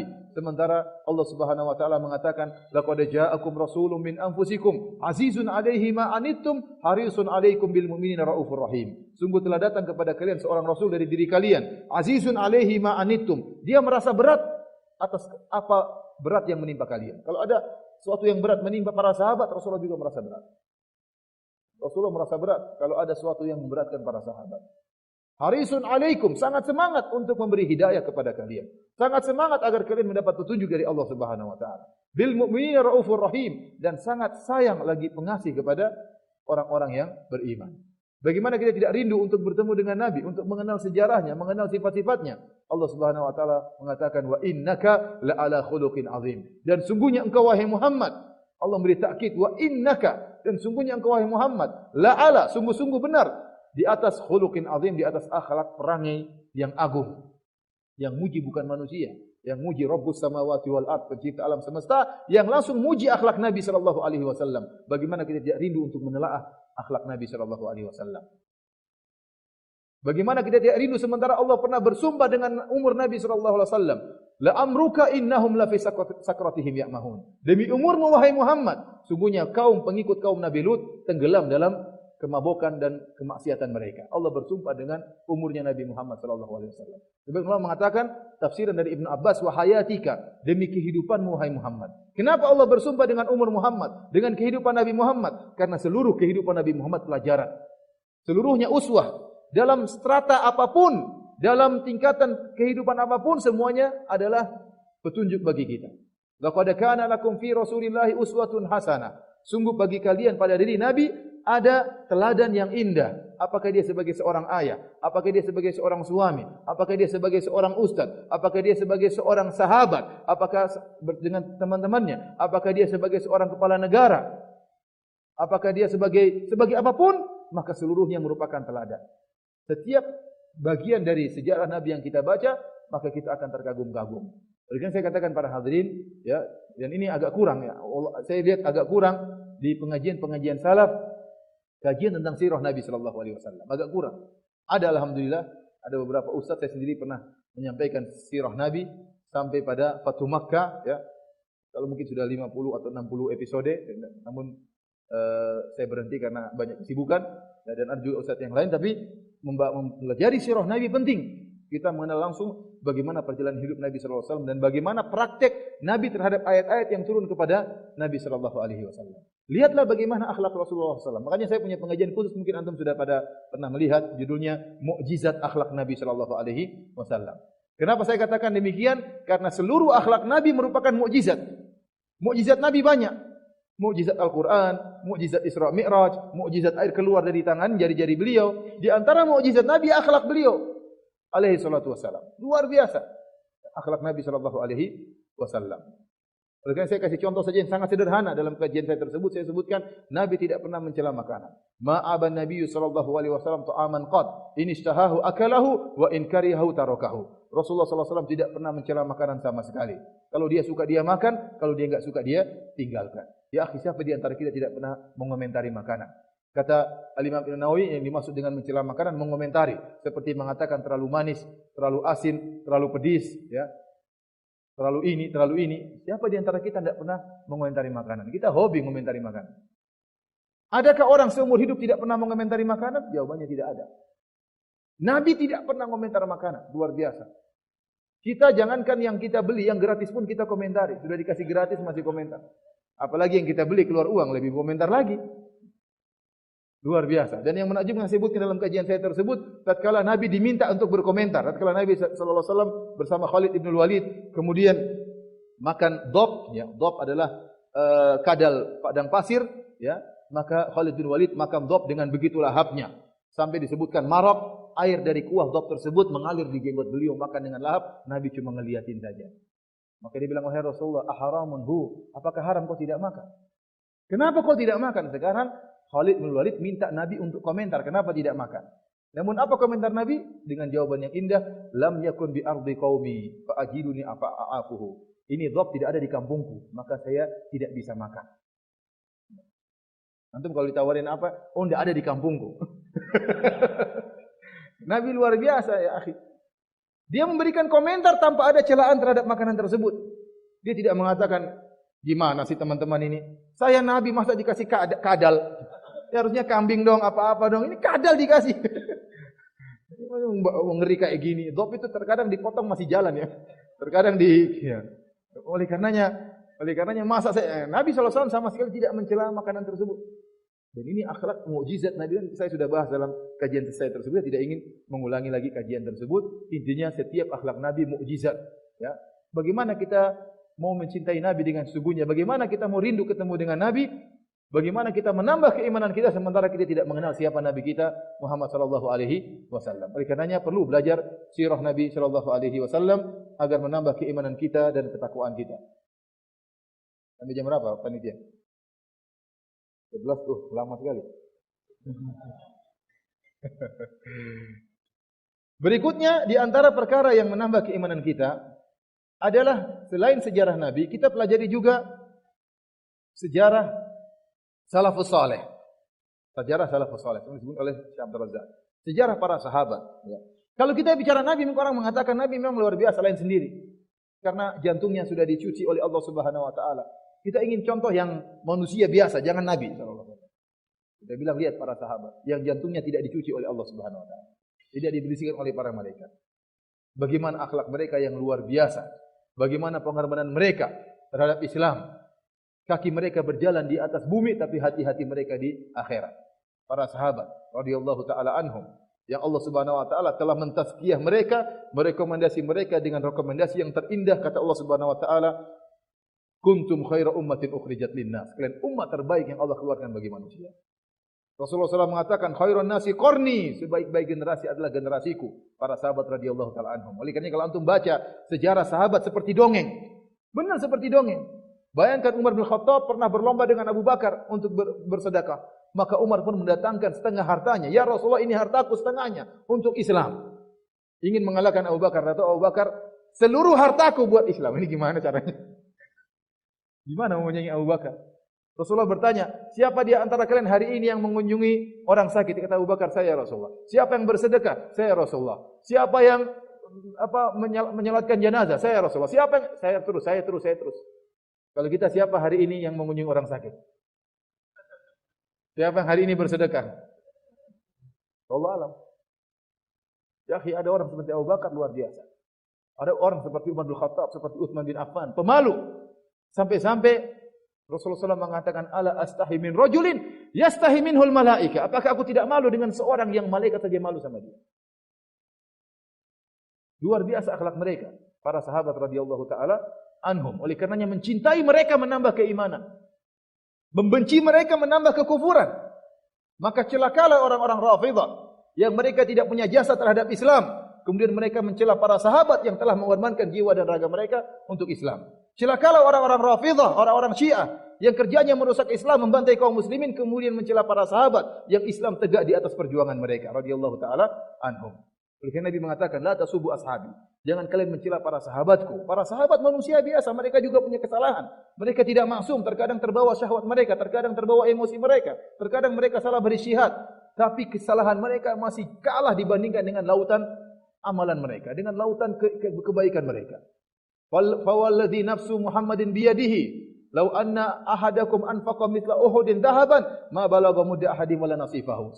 Demi zat yang jiwaku berada di tangannya, kata Nabi sallallahu alaihi wasallam, kalau salah seorang dari kalian berinfak emas sebesar gunung Uhud, tidak akan sama dengan infaknya sahabat meskipun hanya 2 genggam gandum atau 1 genggam gandum. Kata para ulama, kenapa? Karena infak para sahabat tatkala itu berkaitan dengan berjalannya Islam. Infak antum sekarang enggak jadi masalah, antum tidak berinfak, Islam sudah jalan. Di zaman para sahabat, kalau para sahabat tidak berinfak, bisa-bisa Islam tidak jalan. Bisa-bisa dakwah tidak jalan, padahal Islam baru tumbuh tatkala itu. Oleh karenanya Abu Bakar radhiyallahu taala anhu begitu tahu Bilal sedang disiksa, Rasulullah SAW tidak bisa tolong, Rasulullah tidak punya harta. Bilal disiksa, budak-budak yang lemah disiksa, Rasulullah SAW hanya mengatakan sabar. Abu Bakar datang dengan hartanya dikeluarkan untuk kemudian dibebaskan Bilal radhiyallahu taala anhu. Sampai ayahnya mengatakan, wahai Abu Bakar, kenapa kau tidak bebaskan budak-budak yang kuat? Kalau mereka jadi merdeka akan bela kita. Kata Abu Bakar, saya ingin wajah Allah Subhanahu wa taala. Maka dia bebaskan budak-budak yang yang lemah seperti Bilal radhiyallahu taala anhu. Oleh karena para hadirin rahmatillah subhanahu wa taala, di antara fungsi kita membaca sejarah para sahabat banyak fungsinya. Pertama, menambah keimanan kita. Luar biasa. Kemudian menghilangkan ujub dari diri kita. Ya, terkadang antum disimpa dengan penyakit ujub. Wah, saya Masya Allah luar biasa, saya sudah berdakwah, saya juga sudah jadi panitia ya. Saya ikut-ikutan nempel apa? Saya ikut nyoting. Kadang-kadang setan menganggap kayaknya amalan kita ini apa? Luar biasa. Tapi kalau para sahabat kita enggak ada apa-apanya. Kita enggak ada apa-apanya. Jangankan sahabat, kita baca sejarah para ulama saja. Oleh karena para ulama menyebutkan sering baca di antara kita untuk tasliyah, untuk menghibur diri kita, baca sejarah para ulama agar kita semangat. Lagi malas baca tentang para ulama, luar biasa para ulama. Imam Bukhari pernah makan rumput, baca berdiri. Kita alhamdulillah makan roti, makan nasi. Ini masih alhamdulillah. Baca sejarah mereka agar kita terhindar dari penyakit ujub. Jadi kita sadar bahwasanya apa yang kita sumbangkan buat Islam ini enggak ada apa-apanya dibandingkan dengan perjuangan mereka. Mereka adalah manusia yang seperti kita dan pernah hidup dan mereka pernah berjuang untuk Islam. Keyakinan mereka setinggi langit.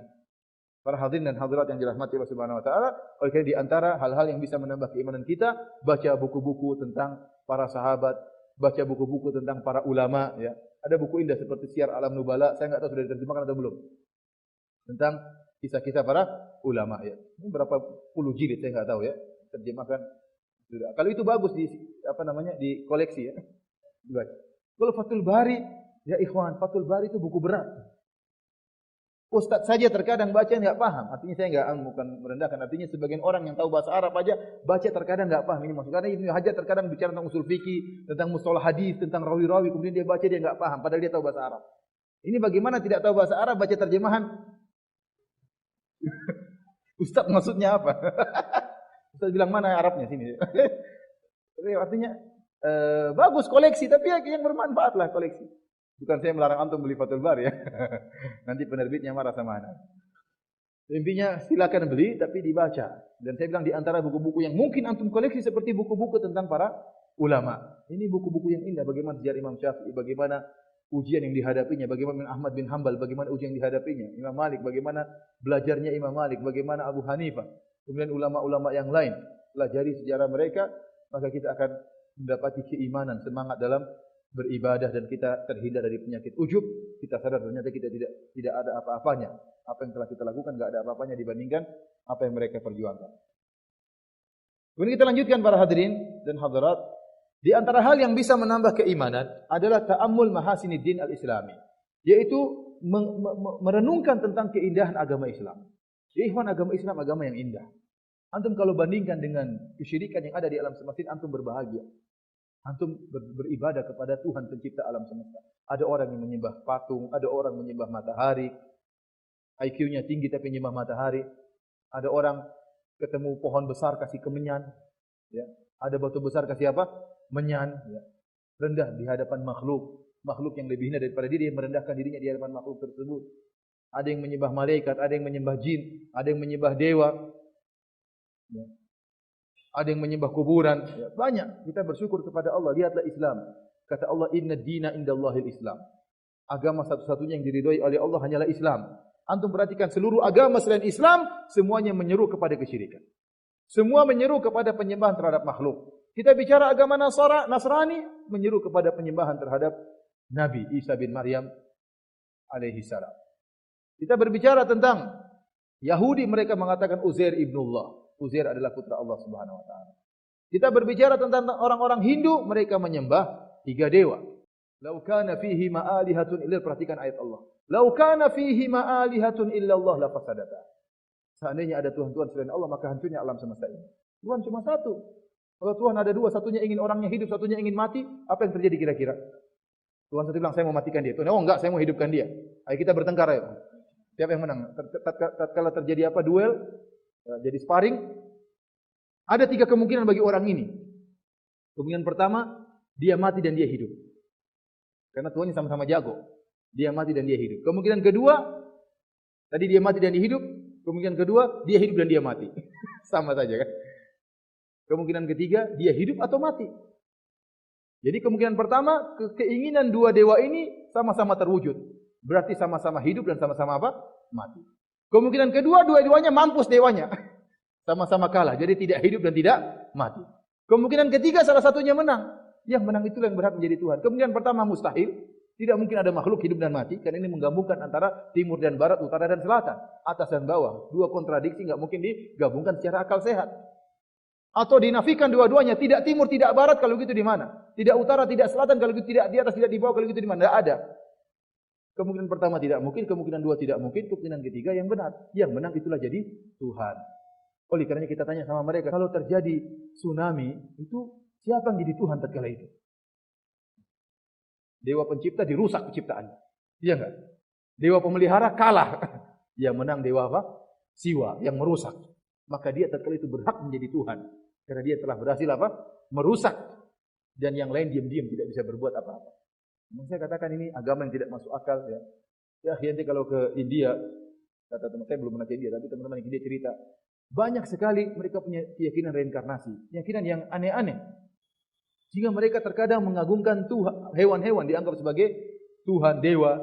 Ada hewan ini, itu jelmaan dewa ini. Ada ular, oh ini jelmaan dewa apa? Ada tikus, ini jelmaan, semuanya jadi dewa. Kemudian ada lagi reinkarnasi, ada orang tidak mati. Orang tidak mati. Dan saya tanya sama orang Hindu tersebut, benar. Bahwasanya kalau orang sudah meninggal, dia akan berpindah pada tahapan berikutnya. Maka mereka pun membuat strata seperti kasta Waisa, Sudra, Ksatria dan Brahmana. Yang bos kasta Brahmana. Yang sudra ini kalau ingin jadi baik, nanti hidup dalam kehidupan kedua menjadi Brahmana, sekarang harus berkhidmah kepada Brahmana, jadi pelayan. Kalau enggak pelayan nanti kehidupan berikutnya jadi sudra lagi. Ini kan penipuan. Jadi saya harus berkorban sama, dia mati sudah selesai. Mana kehidupan yang lalu enggak pernah dia ingat. Hingga terkadang ada masuk hewan, masuk di rumahnya, tahu-tahu ada kambing masuk rumahnya, jangan diganggu. Siapa tahu om kita. Iya benar, om kita lagi lagi reinkarnasi ke kambing. Ini akhirnya itu bayangkan Islam luar biasa. Tidak ada agama yang menyuruh kepada pencipta alam semesta ini kecuali apa? Islam. Yang lain semua nyembah kepada makhluk. Lihat Buddha, tahu-tahu Buddha jadi Tuhan. Buddha itu manusia, mereka sepakat. Buddha itu anak raja yang kemudian meninggalkan segala dunia, pergi ke hutan, kemudian berakhlak mulia, wejangan-wejangannya. Dia asalnya manusia, dilahirkan, mereka tahu semua. Makanya di awal-awal buku-buku Buddha itu tidak ada mengatakan Buddha sebagai Tuhan. Nanti belakangan baru orang-orang Buddha belakangan mengangkat Buddha sebagai apa? Tuhan. Dia manusia, kok bisa disembah? Siapa yang menciptakan alam semesta ini? Masa logikanya bagaimana? Buddha belum lahir, alam semesta sudah ada. Kemudian dia lahir belakangan, kok jadi Tuhan pencipta alam semesta? Gak masuk akal. Belum antum lihat orang-orang yang menyembah matahari. Ya akhi, otak mereka Masya Allah, IQ mereka tinggi. Orang Jepang masih kecil sudah bikin robot. Kita masih kecil, masih main-main, mereka bikin robot. Tapi yang mereka sembah apa? Matahari. Kemana otak mereka? Kemana IQ mereka?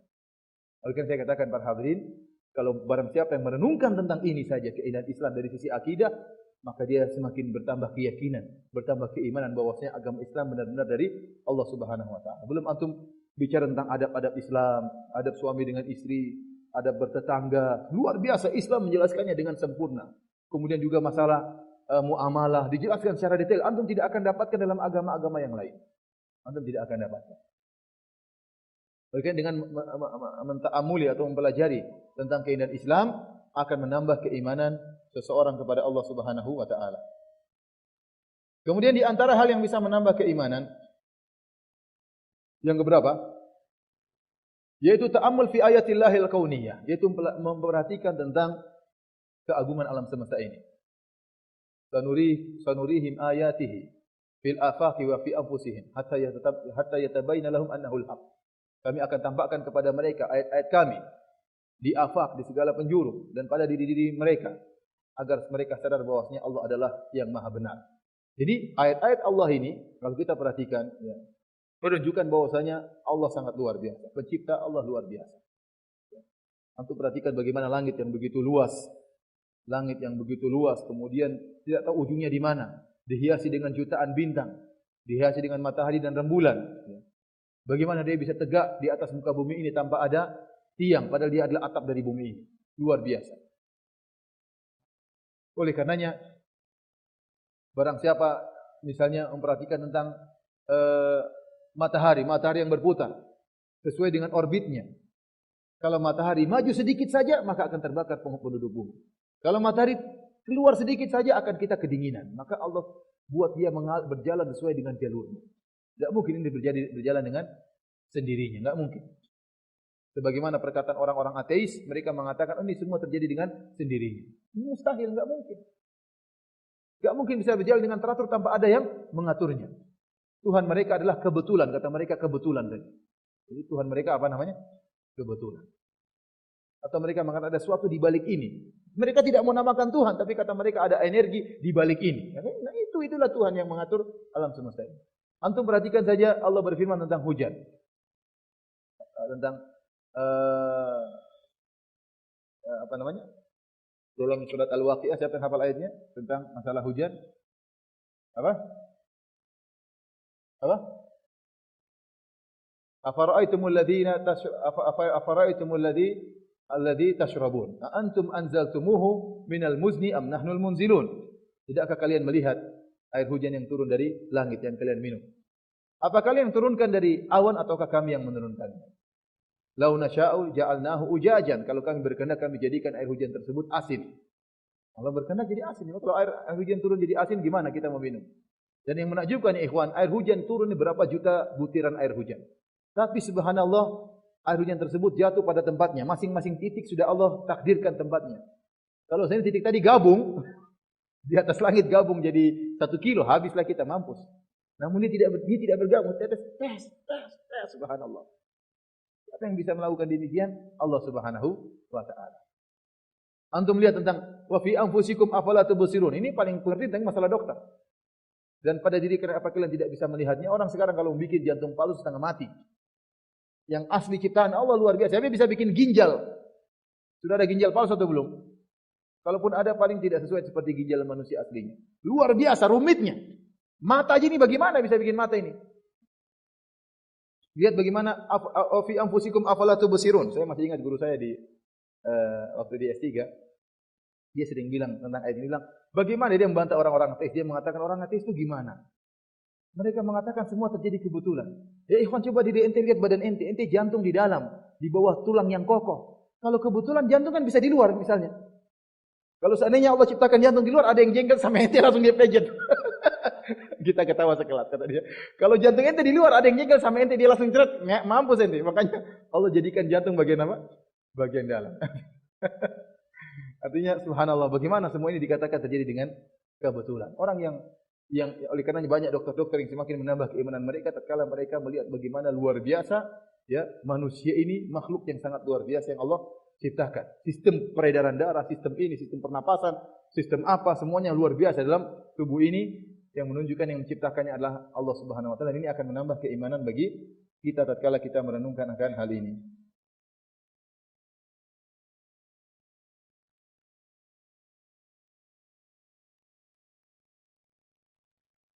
Kemudian para hadirin yang terakhir tentang hal-hal yang bisa menambah keimanan, intinya beramal soleh. Banyak beramal soleh. Semakin orang beramal soleh, semakin tinggi imannya. Akan tapi ingat, semakin berkualitas amal soleh kita, semakin tinggi iman kita. Semakin kurang berkualitas amal soleh kita, semakin kurang iman kita. Amal yang sederhana, tapi dikerjakan dengan ikhlas dan mutaba'ah, maka ini sangat berpengaruh terhadap iman. Salat saja kalau 2 rakaat dikerjakan dengan ikhlas dan mutaba'ah, dengan khusyuk, maka akan sangat berpengaruh terhadap keimanan. Daripada 100 rakaat namun hambar. Ya. Daripada 100 rakaat hambar, lebih baik 2 rakaat namun dikerjakan dengan kekhusyuan, dengan ketakwaan, dengan keimanan, akan sangat berpengaruh tentang keimanan. Maka akan tambah iman kita, sangat terasa iman kita bertambah. Sedekah yang kita keluarkan dengan penuh keikhlasan. Kata Nabi SAW, was-sadaqatu burhan. Bahwasanya sedekah itu merupakan bukti keimanan. Kalau orang beriman sedekah ikhlas karena Allah, tidak mau cerita sama orang lain, hanya Allah yang Maha tahu, maka itu akan menambah keimanan. Innaka lan tasjud sajdatan illa rafa'allahu bika daraja wa hatta anka biha khatiyah. Tidaklah engkau sujud satu sujud saja kecuali Allah akan angkat derajatmu dan Allah akan hilangkan dosa. Oleh karenanya seluruh ibadah kalau kita kerjakan dengan keikhlasan, dengan ketakwaan, dengan mutaba'ah, ittiba' kepada Nabi sallallahu alaihi wasallam, maka ini akan berpengaruh terhadap keimanan. Beda kalau antum misalnya dalam sebulan antum puasa 3 kali, dalam sebulan 3 hari. Kemudian antum punya jadwal antum salat malam. Beda orang yang tiap malam salat misalnya witir 3 rakaat, enggak usah banyak-banyak, 3 witir 3 rakaat setiap hari. Ini akan sangat menjaga keimanannya. Dengan orang yang tidak witir sama sekali, dengan orang yang tidak baca Quran sama sekali, dengan orang yang jarang salat sunnah, maka akan beda ada antara iman kedua orang ini. Oleh karenanya ikhwani fillah wa fiddin azanillahu wa iyyakum, perbanyak amalan saleh, namun ingat dikerjakan dengan penuh keikhlasan dan ittiba kepada Nabi sallallahu alaihi wasallam. Wallahu ta'ala bisawab. Ini saja yang saya sampaikan, yang saya sarikan dari buku Syekh Abdul Razzaq hafizahullahu taala yang judulnya Asbab Ziyadatil Iman wa Nuqsanihi, sebab-sebab bertambahnya iman dan berkurangnya iman. Semoga apa yang kita sampaikan pada kesempatan hari ini bukan hanya sekedar teori, tapi kita berusaha untuk mengamalkannya sedikit demi sedikit, karena pengamalan itulah yang akan menambah keimanan kita, bukan hanya sekedar wawasan, hanya mengatakan oh begitu, oh iya benar, namun tidak kita kerjakan, ya. Malah kita khawatir akan menjadi bumerang bagi kita di akhirat kelak. Wallahu ta'ala bishawab. Selanjutnya kalau ada yang bertanya saya persilahkan. Pertanyaan, bismillahirrahmanirrahim. Ustaz, bagaimana dengan ilmu umum yang diperoleh di berbagai jurusan universitas untuk tujuan duniawi agar dapat meningkatkan keimanan? Belajar ilmu agama, ilmu yang dimaksud dalam hadis-hadis Nabi tentang ilmu yang dipuji oleh Allah yang merupakan menambah keimanan adalah ilmu yang merupakan warisan para nabi. Paham? Ilmu yang diwariskan para nabi bukan ilmu teknologi, bukan. ilmu yang diwariskan para nabi adalah ilmu Alkitab wa Sunnah. Ilmu yang mengajarkan kepada halal dan haram, mengetahui halal dan haram dan mendekatkan diri kepada Allah. Itulah ilmu yang dipuji oleh Al-Quran dan hadis-hadis Nabi SAW. Adapun ilmu dunia, maka dia tidak terpuji dengan zatnya. Tapi ilmu dunia, dia adalah perkara dunia, sebagaimana perkara dunia yang lain. Kapan seorang belajar ilmu tersebut? Karena Allah Subhanahu Wa Taala untuk kepentingan kaum muslimin, untuk sumbangsi bagi kaum muslimin, maka sejak dia belajar berpahala. Seperti seorang misalnya belajar ilmu kedokteran, dia tahu banyak dokter orang-orang kafir. Saya ingin jadi dokter muslim, saya ingin menolong kaum muslimin. Maka tatkala dia belajar berpahala, dia mengatakan saya akan ambil untung, namun enggak banyak-banyak. Kalau suruh ikhlas terus juga susah karena saya sekolah bayar. Saya ambil untung namun enggak banyak. Maka dia dapat pahala dari sisi dia bersedekah dengan mengurangi apa? Dengan mengurangi tarif dokter tersebut. Ya. Ini sedekah yang bermanfaat bagi dirinya dan ilmu ini jadi berpahala karena niatnya ada niat yang baik untuk membantu kaum muslimin. Tetapi kalau ilmu-ilmu tersebut dikejar, dia pelajari sebagaimana dunia murni, ya saya jadi dokter, ingin jadi dokter muslim, ingin punya uang banyak, ingin kaya, ya enggak dapat pahala apa-apa. Ya sebagaimana perdagangan, sebagaimana perkara-perkara dunia yang lain. Jadi saya katakan orang-orang yang belajar ilmu dunia, maka hendaknya dia niatkan ilmu dunia tersebut semoga membantu dia untuk bisa buat Islam. Misalnya saya ingin belajar ilmu, saya ingin jadi dokter, punya uang banyak supaya saya ingin bangun pondok. Ya ini mulia. Ini mulia. Dia ingin hartanya nanti suatu saat untuk bangun pondok, untuk berhaji, untuk berumrah. Maka ini mulia di sisi Allah Subhanahu wa taala.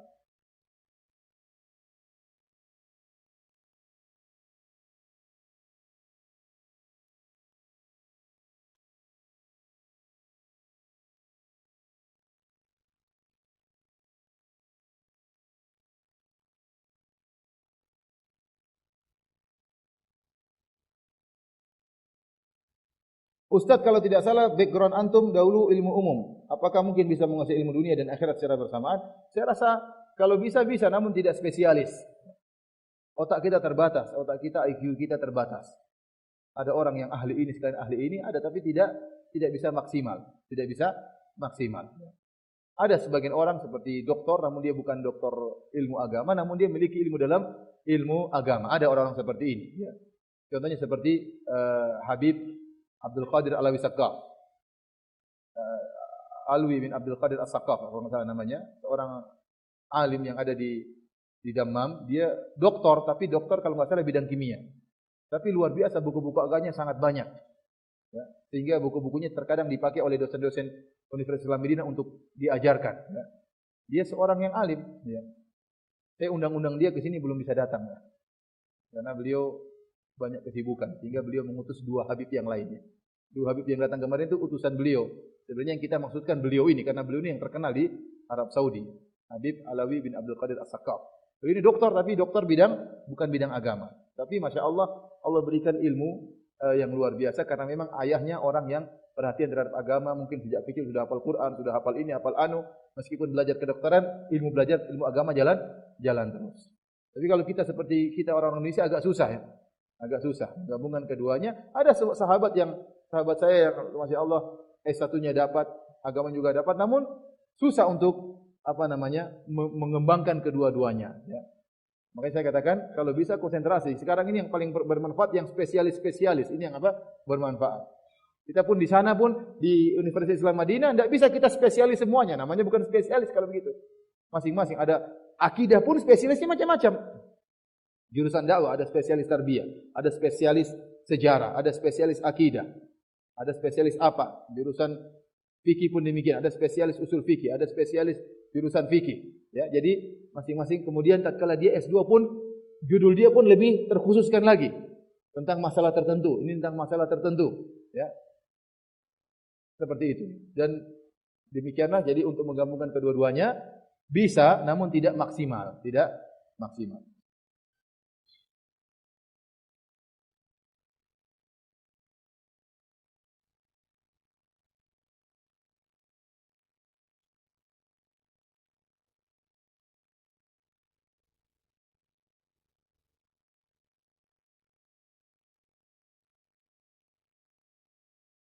Ustaz, jika kita melihat ciptaan Allah seperti langit, gunung-gunung, terus kita ingat kepada Allah sampai meneteskan air mata, apakah itu disebut menambah keimanan? Iya bisa. Ya.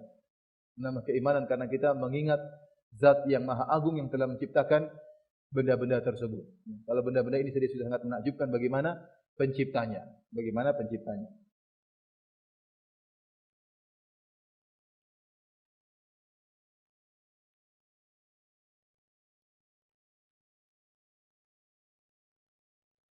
Ustaz, apakah tingkat keimanan seorang mempunyai peran terhadap urusan duniawi, khususnya dalam perkara rezeki?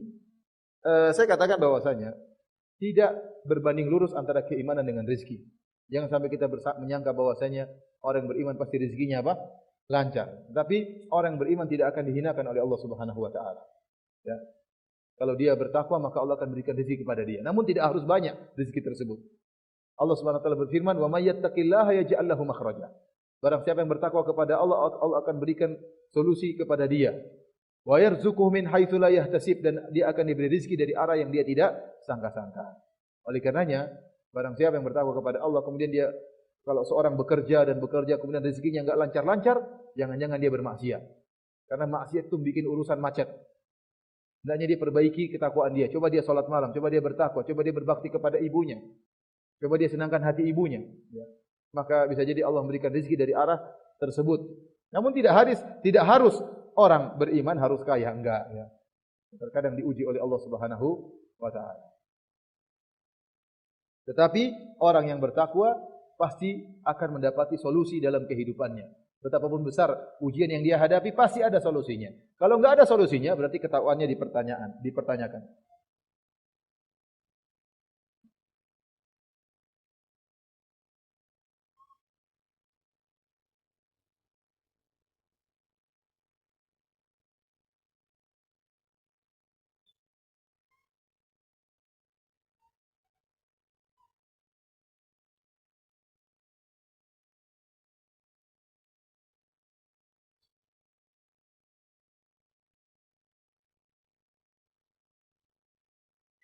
Adakah dalil yang menyatakan dosa yang dilakukan oleh orang yang telah bertobat itu, kalau ada orang bertobat dari satu dosa, jika dilakukan lagi maka dosanya 70 kali lipat. Ini saya belum tahu seperti ini. Jadi dia sudah melakukan dosa kemudian dia bertobat, dia ulangi lagi jadi 70 kali lipat. Ini enggak ada dalilnya. Tahu saya tidak ada dalilnya seperti ini. Kata adalah hadis yang sahih yang menunjukkan bahwasanya wa in amila biha, barang siapa kutibat sayyi'atan wahidah. Kalau dia melakukan keburukan, maka dicatat satu dosa. Berbeda dengan kebaikan. Kalau seorang melakukan kebaikan, maka dicatat 10 kali lipat. Tapi kalau dosa tetap satu. Di antara rahmah, di antara kebaikan Allah Subhanahu wa taala, kalau orang melakukan keburukan tetap dicatat satu. Tapi kalau melakukan kebaikan dicatat 10 kali lipat sampai 70 kali lipat. Adapun dosa tetap dihitung satu.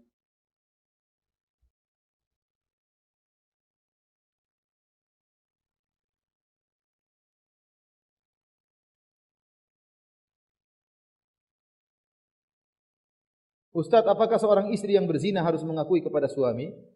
Kalau mengakui akan mengakibatkan keributan. Saya bilang tidak perlu mengakui. Kalau sudah pernah melakukan kemaksiatan maka tutuplah. Jangan cerita kepada siapapun. Tapi sekarang dibayar dengan bertakwa kepada Allah, dengan berbakti kepada suami dengan sebaik-baiknya. Mudah-mudahan anti yang telah diberi anugerah oleh Allah dengan suami yang baik bisa melayani suami dengan sebaik-baiknya, sehingga dengan kebaikan terhadap suami tersebut akan menghilangkan dosa zina yang pernah anti lakukan. Tidak perlu ceritakan kepada orang lain. Apalagi cerita kepada suami. Wahai suamiku, saya pernah berzina sama si fulan. Oh, suaminya bisa berkelahi. Ya, berantem. Memukul orang tersebut bahaya. Maka jangan diceritakan, tutup. Jangan ada yang tahu.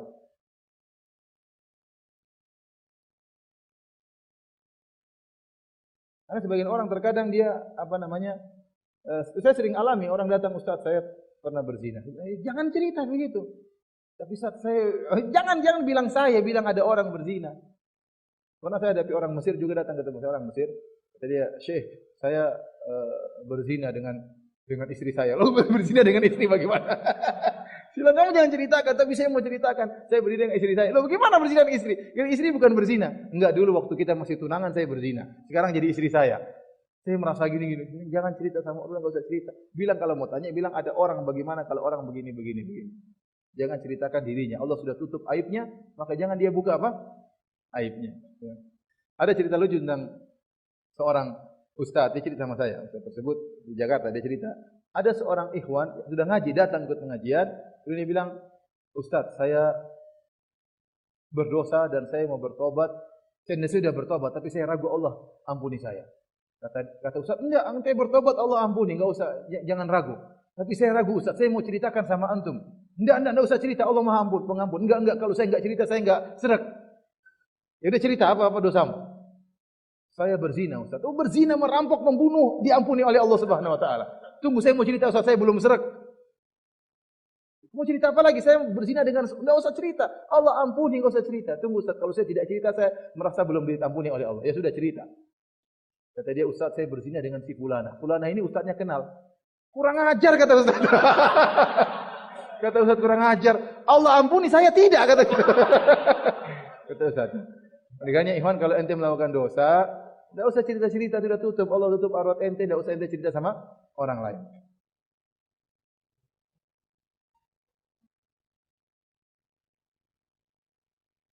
Pertanyaan, ada orang yang pemahamannya lurus akan tetapi akhlaknya kurang baik. Bagaimana kiat supaya bisa berakhlak baik? Akhlak baik itu, perangai itu susah dirubah tetapi bisa dirubah.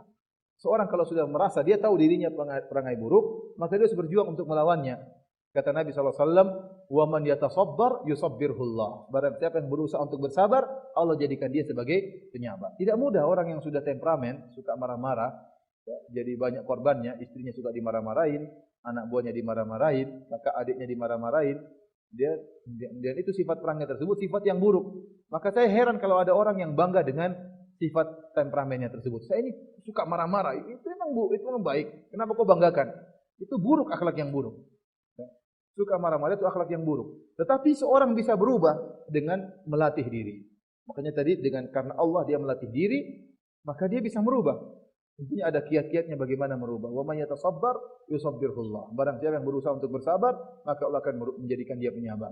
Makanya dalam satu riwayat Rasulullah SAW bersabda, dalam satu riwayat Rasulullah SAW mengatakan, "Ana zaimun bi baitin fi a'lal jannah liman hassana khuluquhu." Dalam riwayat liman hasuna khuluquhu.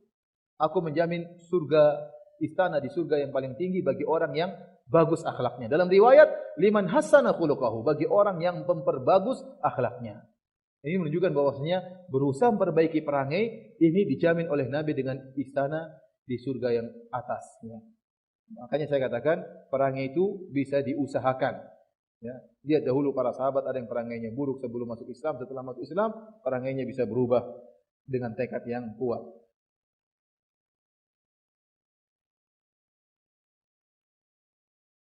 Ustaz, bagaimana nasihat antum tentang ISIS? Ini sudah saya sering sampaikan. ISIS, ya, kelompok yang memiliki 3 perkara yang salah. Ya. Perkara pertama, yaitu dari sisi pendirian khilafah yang dia lakukan. Pembuatan khilafah, ya, sebagaimana yang disebutkan dalam syariat Islam, ada dengan pemilihan secara sepakat seperti yang dilakukan oleh Abu Bakar radhiyallahu taala anhu. Dan Abu Bakar al-Baghdadi, pimpinan ISIS, tatkala dia berkhutbah, dia menukil perkataan Abu Bakar. Dia mengatakan, "Waqad wulitu wa lastu bi khairikum." Aku telah diangkat sebagai khalifah dan aku bukan yang terbaik di antara kalian. Ini ucapan yang indah yang diucapkan dengan penuh tawadhu oleh Abu Bakar. Namun bagaimana proses pemilihan Abu Bakar As-Siddiq? Abu Bakar As-Siddiq dipilih dengan seluruh para sahabat. Tadinya para sahabat khilaf, sehingga di antara mereka mengatakan, kami kaum Ansar punya pemimpin, kalian kaum Muhajirin punya pemimpin. Akhirnya mereka sepakat, maka mereka pun ijma mengangkat Abu Bakar sebagai khalifah. Ya. Sekarang kita katakan kepada Abu Bakar al-Baghdadi pimpinan ISIS, siapa yang milih ente? Umat Islam di dunia ini miliaran. Siapa yang angkat ente? Para ulama mana yang angkat ente sebagai khalifah? Apakah pembuatan khalifah kumpul 1000 orang, 2000 orang, saya jadi khalifah? Ya. Apakah caranya seperti itu membuat khalifah? Harusnya ada musyawarah. Khalifah itu harus musyawarah dari para ulama kaum muslimin. Apalagi dia khalifah dunia. Bukan khalifah sebagian, tapi khalifah apa?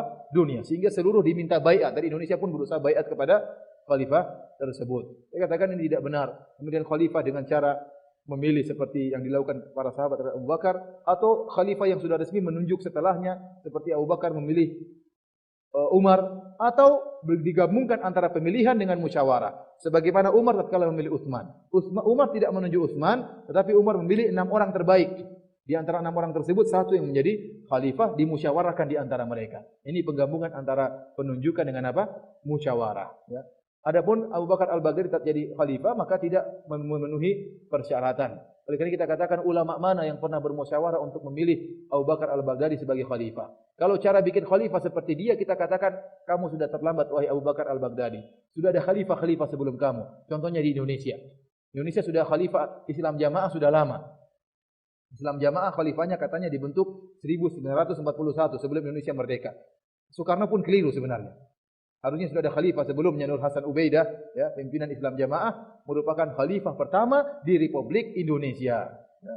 Oleh karena kita bilang sama ISIS, kamu terlambat. Sudah ada khalifah Wong Jowo di Indonesia. Harusnya ente berbaiat sama khalifah yang ada di tanah air kita.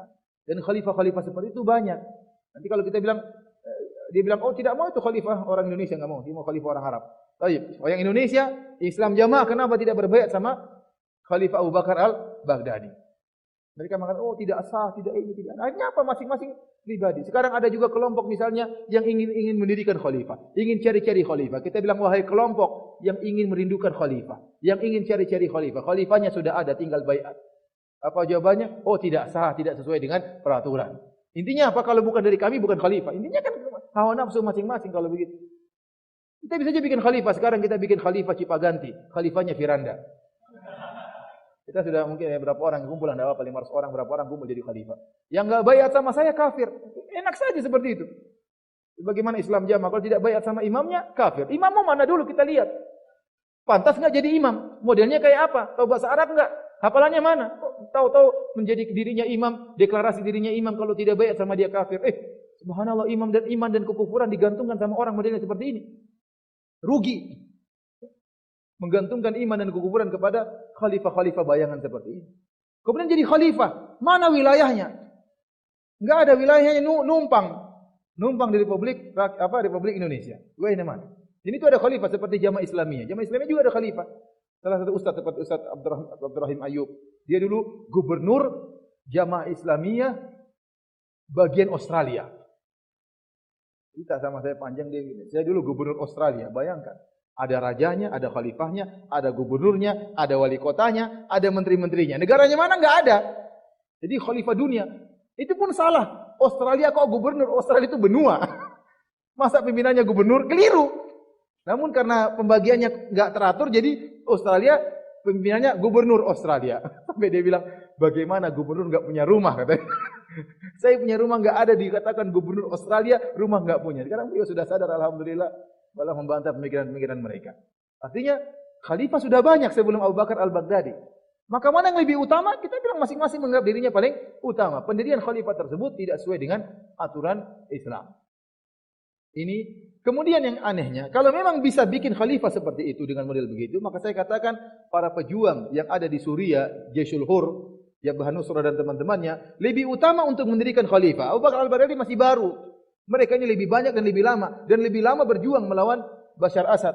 Mereka yang lebih utama untuk mendirikan apa? Khalifah. Yang jadi masalah ya, ISIS kemudian mendirikan khalifah, justru mereka menganggap saudara-saudara mereka di Suriah mujahidin tersebut dianggap khawarij. Kenapa tidak mau baiat sama dia? Ini yang khawarij yang mana? Dia bikin khalifah yang tidak baiat dianggap khawarij. Ini si pertama, pendirian khalifahnya tidak sesuai dengan aturan. Apakah 5.000 orang tersebut mewakili miliaran kaum muslimin, mengangkat sebagai Abu Bakar Al-Baghdadi sebagai khalifah? Ini yang pertama. Kesalahan yang kedua mengenai akidah mereka, takfiri yang luar biasa. Tidak pernah seumur hidup kita ketemu dengan kelompok takfirinya luar biasa seperti ISIS. Ada yang menyelisih bunuh, ada yang menyelisih kafir. Luar biasa. Saya kemarin ngobrol sama Ustaz Abu Sa'ad, dia cerita orang ISIS tidak punya tawanan. Kenapa? Ada yang tidak ketangkap langsung dibunuh. Tidak diberikan kesempatan taubat. Mau baiat belakangan tidak diterima, langsung dibunuh. Beda kalau Jabhah Nusrah punya tawanan, ada musuh yang ditawan. Mereka tidak ada, maunya sikat, dibunuh. Luar biasa. Mereka bangga, yang lebih mengerikan mereka bangga. Mereka membunuh orang-orang tersebut, kemudian mereka banggakan. Ya, saya baru lihat pagi ini foto seorang pejuang yang hafal Quran, seorang alim dibanggakan dipegang kepalanya oleh anak kecil orang ISIS. Jenggotan, Masya Allah. Bagaimana yang dibunuh orang ISIS, ada yang disembelih orang ISIS, tangannya begini, asyhadu alla ilaha illallah. Disembelih orang ISIS. Dan mereka bangga. Sementara kata Ustaz Abu Sa'ad, orang-orang yang pejuang di Suriah, menyerang ISIS ragu-ragu. Ini orang Islam juga masa gitu. Tapi ISIS nyerang mereka enggak ragu-ragu. Anak saja, anak pun kalau dalam posisi mereka juga ragu-ragu. Ini orang Islam. Aduh, saya bagaimana di hadapan Allah bunuh seorang Muslim? Sementara yang sana nembak terus, duduk-duduk, ngeri kan? Akhirnya mereka dibunuh dan mereka ragu-ragu. Mereka terus masih ngirim nasihat untuk menasihati. Jadi saya katakan bahwasanya dalam ISIS ada ciri-ciri Khawarij. Di antara ciri-ciri Khawarij yang Rasulullah SAW sebutkan dalam hadis-hadisnya adalah sufahaul ahlam, mereka orang bodoh. Hudatsaul asnan, mereka anak-anak muda. Yaqtuluna ahlal Islam wa yad'una ahlal awthan, mereka bunuh orang Islam meninggalkan orang-orang kafir. Ini terkumpulkan pada orang-orang Khawarij. Mudah mengkafirkan kaum muslimin.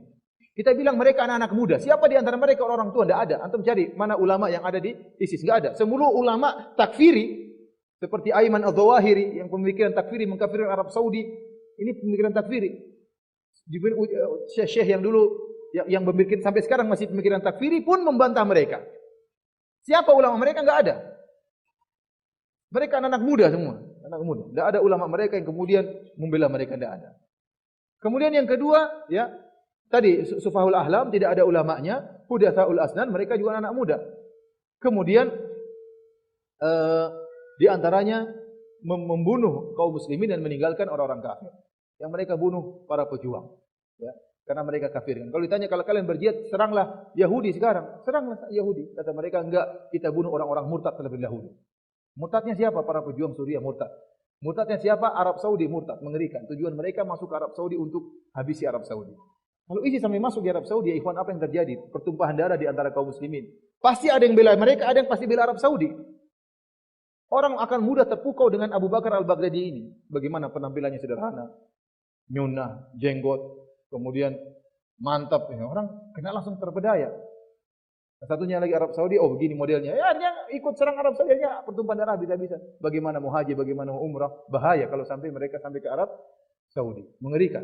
Oleh karenanya mereka mudah sekali mengkafirkan orang di luar mereka yang tidak baik sama mereka, dikafirkan, yang bangga membunuh kaum muslimin di antara mereka. Kemudian yang ketiga, di antara kesalahan mereka adalah dampak buruk yang mereka timbulkan. Dampak buruk yang mereka timbulkan sekarang orang-orang yang berjenggot dituduh ISIS. Sampai saya kemarin ditelepon beberapa hari yang lalu ditelepon oleh seorang polisi. Dia mengatakan, Ustaz, saya dipanggil sama komandan karena dia jenggotan, dia paksa ada jenggot. Komandannya bilang, kamu ISIS ya? Polisi dibilang ISIS. Tapi jadi bahan lelucon bahwasanya orang jenggotan dia enggak apa-apa. ISIS. Jadi akhirnya Islam jadi bagaimana orang kafir masuk Islam ya akhirnya? Antum bayangkan ada orang kafir nonton film ISIS. Jenggotan nyembelih jenggotan. Dan nyembelihnya bukan pakai pisau yang tajam, pisau yang agak tumpul. Kalau kita kalau nyembelih pakai pisau yang tajam, kata Nabi sallallahu alaihi wasallam, "Wal yuhidda ahadukum syafratahu wal yuris dzabihatahu." Hendaknya seorang kalau ingin nyembelih tajamkan pedangnya, pisaunya supaya menyenangkan memudahkan yang disembelih. Tapi kalau mereka nyembelih sebagaimana hukum had, dipenggal sekali, bukan digorok seperti kambing begini dengan pelan-pelan. Mengerikan mereka orang ISIS. Oleh karena saya katakan, kalau ada orang kafir non muslim melihat seperti itu, gimana kira-kira masuk Islam atau tidak?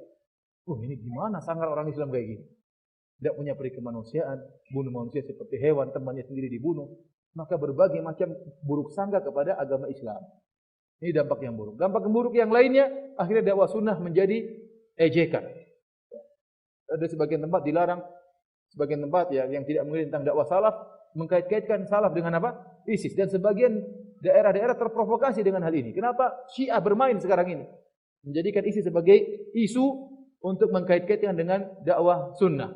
Sehingga orang sunnah dianggap ISIS, dituduh-tuduh dikait-kaitkan dengan ISIS padahal enggak ada hubungannya. Kemudian di antara dampak buruknya, Syiah mulai hilang. Mulai yang tersebar bahaya isu ISIS. Dibesar-besarkan, padahal ISIS jumlah mereka sedikit, Syiah lebih banyak. Masyarakat mulai berpaling dari bahayanya Syiah menuju bahayanya ISIS, dan dikait-kaitkan dengan orang-orang yang berpenampilan sunnah. Dan saya katakan dampak yang mereka lakukan besar. Kemudian orang-orang Islam yang tinggal di minoritas di negara-negara kafir semakin terdesak, semakin sulit hidup mereka. Padahal kita tahu betapa banyak Islam tersebar di daerah-daerah kafir dengan dakwah dan kelembutan. Banyak sekali orang berbondong-bondong masuk Islam. Di Amerika, di Perancis, di mana-mana orang masuk Islam dengan kelembutan. Ya ikhwan, tidak mesti kondisi kita harus perang terus, tidak mesti. Dengan adanya sini menimbulkan banyak kemudaratan, ya. Oleh karena kita berdoa semoga Allah Subhanahu wa taala memberi hidayah kepada mereka, ya. Semoga atau menyelesaikan fitnah yang mereka timbulkan.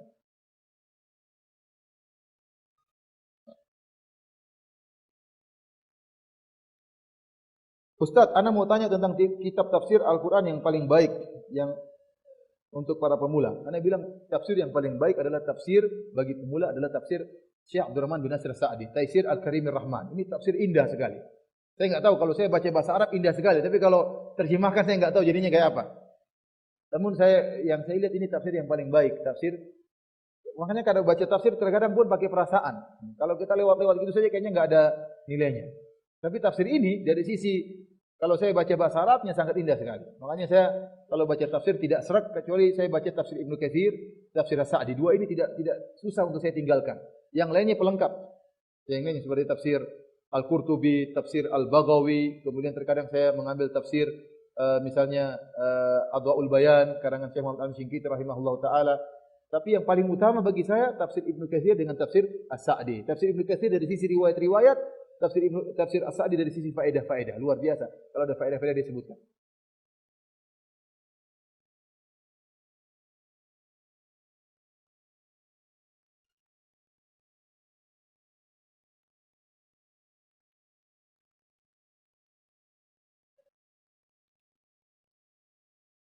Ikhwan saya mohon lain kali kalau ada teman-teman yang nulis pertanyaan jangan pakai tulisan nyambung. Saya kurang bisa ya. Tulisan Tempo Dolowe itu susah saya. Saya ingin tulisan yang modern ya. Saya tidak pernah belajar tulisan begini. Makanya saya kadang baca ini bacanya apa bingung saya. Mohon maaf saya tidak mampu untuk baca tulisan begini ya. Maka tolong tulis yang pisah-pisah hurufnya. Saya tidak biasa. Ini kekurangan saya, bukan kekurangan penulis. Yang nulis pintar canggih. Demikian saja para hadirin dan hadirat yang dirahmati Allah Subhanahu wa taala kajian kita pada kesempatan kali ini. Semoga Allah Subhanahu wa taala menambah keimanan kita dan semoga kita meninggal dunia dalam keadaan beriman kepada Allah Subhanahu wa taala, diberi anugerah husnul khatimah dari Allah Subhanahu wa taala. Wabillahi taufik walahul hidayah. Assalamualaikum warahmatullahi wabarakatuh.